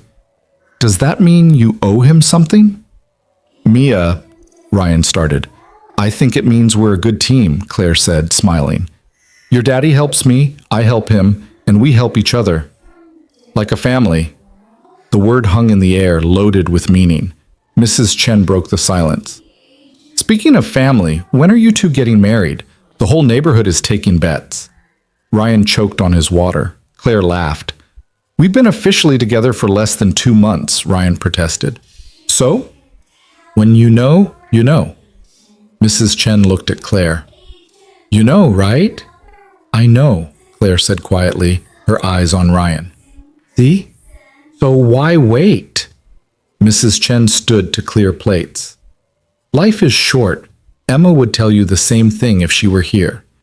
The mention of Emma silenced the table, but it wasn't the heavy silence of grief. It was something gentler, acknowledgement without devastation. She would, Claire agreed softly. Emma always said waiting for perfect timing meant missing out on good timing. After dinner, while Mia showed Mrs. Chen Emma's library, Ryan and Claire stood together in the kitchen. Mrs. Chen's not subtle, Ryan said. She's right, though. Claire turned to face him. I'm not saying we should rush anything, but I know what I want. I want this. You, Mia, building a life together. I want Sunday mornings and school performances and arguments about whose turn it is to do dishes. Sounds pretty domestic for a CEO. Maybe that's the point. Maybe success looks different than I thought. She moved closer. Emma used to draw pictures of our family. In every single one we were together, doing normal things like having picnics or reading books. She didn't draw me in boardrooms or closing deals. She drew me present. Claire's voice thickened. I can't get those years back with her. But I can choose differently now. I can build something that honors her memory by actually living instead of just achieving. Ryan pulled her into his arms. We'll figure it out. The balance between work and life, between professional and personal. We're already getting better at it. Are we? Because I still work too much, and you still stress about whether you're doing enough for Mia. Yeah, but we're doing it together now. That's different. They stood in Claire's kitchen holding each other, and it felt like coming home. Not forgetting the people they'd lost, but making space for new love alongside the grief. Over the next few months, they settled into a rhythm that felt sustainable. Ryan continued his building systems work with Marcus's full support. Claire led Vantage Technologies with renewed energy, making time for both strategic leadership and personal life. And slowly, carefully, they wove their separate lives into something shared. Mia spent weekends at Claire's house as often as Ryan's apartment. Her drawings started featuring 3 people instead of 2, Daddy, Mia, and Claire. She asked questions about what it would be like if they all lived together, if Claire became her stepmom, if families could have two moms even though one had died. Ryan and Claire answered honestly, letting Mia process at her own pace. They talked about Sarah often, making sure Mia understood that loving Claire didn't mean forgetting her mother, that hearts had infinite capacity for love. In March, Ryan's building systems project won an Industry Innovation Award. He accepted it at a conference in Portland with Claire in the audience. During his acceptance speech, he thanked his team, Marcus, and the CEO who saw potential where others saw only a maintenance worker. The industry press covered it favorably. The narrative shifted from CEO's questionable romance to innovative leadership identifying unconventional talent. Claire's reputation not only recovered but grew stronger. In April, Claire and Ryan took Mia to the Oregon coast for spring break. They rented a small house on the beach and spent 3 days building sandcastles, flying kites, and existing outside the complications of their Seattle lives. Watching Mia chase waves while holding Claire's hand, Ryan felt something settle deep in his chest. This was family, different from what he'd had with Sarah, but no less real, no less valuable. On their last evening at the coast, after Mia fell asleep, Ryan and Claire sat on the beach watching stars emerge. "I've been thinking," Ryan said, "about what comes next. Professionally or personally? Both, all of it." He turned to face her. "I want to marry you, Claire. I want Mia and me to move into your house and fill it with life. I want Sunday mornings and school performances and arguing about dishes. All of it." Claire's eyes shimmered in starlight. "That's quite a proposal." "It's not the proposal. That'll be better. With a ring and actual romance instead of me just blurting it out on a beach." Ryan took her hand. "But I wanted you to know so you can think about whether that's what you want too." "I don't need to think about it. I want exactly that." Claire squeezed his hand. "But Ryan, are you sure? Moving in together, getting married, it'll change everything. For you and Mia." "It already changed, months ago. We're just finally catching up to where we've been heading all along." They sat together on the beach while waves whispered against the shore, and Ryan felt Sarah's presence like a benediction. Not haunting, but blessing. As if his first love was telling him it was okay to build something new, that she'd want him and Mia to be happy. The proposal happened 3 weeks later in Emma's library. Ryan had planned something elaborate, but Mia accidentally revealed the secret by asking Claire if she'd said yes yet. So instead of the romantic restaurant reservation, Ryan knelt in the room where their lives had first intertwined. "Claire Vaughn," he said, with Mia standing beside him as co-conspirator. "You saw me when I was invisible. You gave me a chance when no one else would. You reminded me that life after loss could still be beautiful. Will you marry me?" Claire was crying before he finished. "Yes, absolutely, yes." Mia cheered. "I helped pick the ring, and I'm designing the wedding." The ring was simple, a sapphire surrounded by small diamonds. Claire slipped it on with shaking hands, and then they were all hugging and laughing and crying in Emma's library while books looked on like witnesses. Planning a wedding while navigating corporate responsibilities and 6-year-old opinions proved predictably chaotic. Mia insisted on being flower girl and junior wedding planner. Claire balanced CEO duties with cake tastings. Ryan discovered that combining households required decisions about everything from furniture to whose coffee maker survived the merger. But complications felt different now, less threatening. They'd survived hostile acquisitions and corporate scrutiny and learning to love after devastating loss. Wedding planning was easy by comparison. They decided on a small ceremony in June, immediate family, close friends, and key colleagues. Mrs. Chen cried when they asked her to be part of the ceremony. Marcus agreed to attend with surprising enthusiasm. Even Karen, Claire's executive assistant, got involved in planning logistics. The ceremony took place in Claire's backyard overlooking Lake Washington. 70 guests sat in chairs decorated with flowers Mia had helped choose. Music played softly, and when Claire appeared in a simple ivory dress, Ryan's breath caught. She was beautiful, but more than that, she was here, present and choosing this life with him. They wrote their own vows. Ryan promised presence, partnership, and showing up for all the moments that mattered. Claire promised to honor Emma and Sarah's memories while building something new, to choose love over fear, connection over isolation, life over penance. Mia stood between them during the ceremony, holding both their hands. When the officiant asked if anyone had reasons they shouldn't marry, Mia said loudly, "No, they should definitely get married. I already drew pictures." Laughter rippled through the guests. The reception was joyful and uncomplicated. They ate good food, danced to music Emma and Sarah both would have loved, and celebrated with people who'd supported them through the worst and were now witnessing the best. Marcus gave a surprisingly touching speech about unconventional choices leading to exceptional outcomes. Mrs. Chen cried through hers. And when Mia took the microphone to announce that she now had the best dad and the best stepmom and the best family, Ryan felt his throat close with emotion. Late in the evening, after Mia had fallen asleep on a couch and guests had departed, Ryan and Claire stood together looking at their home, because it was truly their home now, all three of them together. "We did it," Claire said softly. "We did. It's not going to be perfect. We'll still have hard days and complications and moments when grief shows up uninvited." "I know." Ryan pulled her close. "But we'll face them together. That's what matters." They stood in the gathering darkness while Seattle lights reflected off Lake Washington, and Ryan thought about journeys, about wrong doors leading to right places, about being seen after years of invisibility, about grief that didn't end but learned to coexist with joy.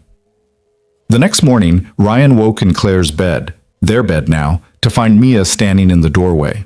"Is it weird that I'm happy even though Mommy's not here?" she asked quietly. Ryan sat up, making space for Mia to climb between him and Claire. "No, baby, it's not weird. Mommy would want you to be happy.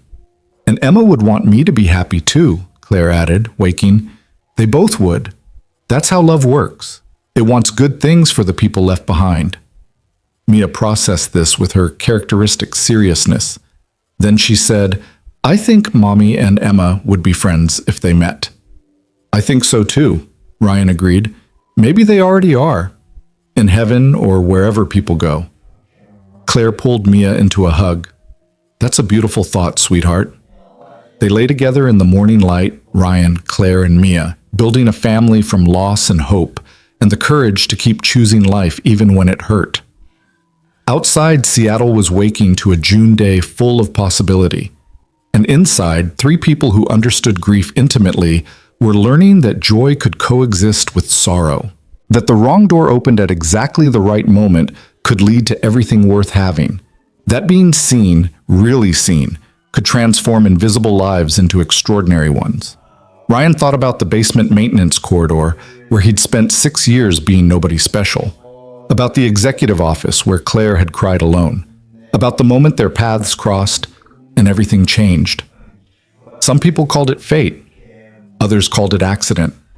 Ryan called it grace, the kind that arrived disguised as a mistake and revealed itself as salvation. 3 months later, on a Sunday afternoon, they were all in Emma's library when Mia asked, "Can we adopt a dog?" Ryan and Claire looked at each other. "A dog?" Claire repeated. "Yeah, every family should have a dog, for completeness." "Completeness?" Ryan echoed, trying not to smile. "It's a very complete family already," Claire said carefully. "But a dog would make it more complete." "Emma liked dogs, right?" Claire's expression softened. She loved them. She always wanted a golden retriever named something ridiculous like Sir Fluffington. "Then we should get one, and name it after Emma." Mia's eyes were bright with certainty. She'd like that. Something living that remembers her. Ryan watched Claire's face as she considered this, saw the grief and joy mixing, the past and future colliding. "A golden retriever named Sir Fluffington?" Claire asked. "Or Lady Fluffington? I'm flexible." Claire laughed, really laughed, and Ryan saw 5 years of sorrow lift slightly. "Okay, let's get a dog." Mia cheered and immediately started planning dog logistics. Claire met Ryan's eyes over their daughter's head, because Mia was their daughter now, in all the ways that mattered, and smiled. They'd built this.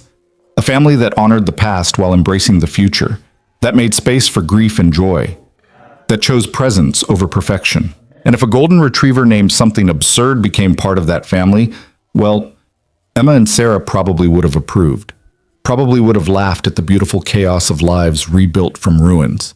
Ryan Brooks had opened the wrong door and found everything he didn't know he was searching for. Found love after loss, found purpose beyond survival, found that being seen, really truly seen, could change absolutely everything. And in the end, that wrong door had been exactly right all along.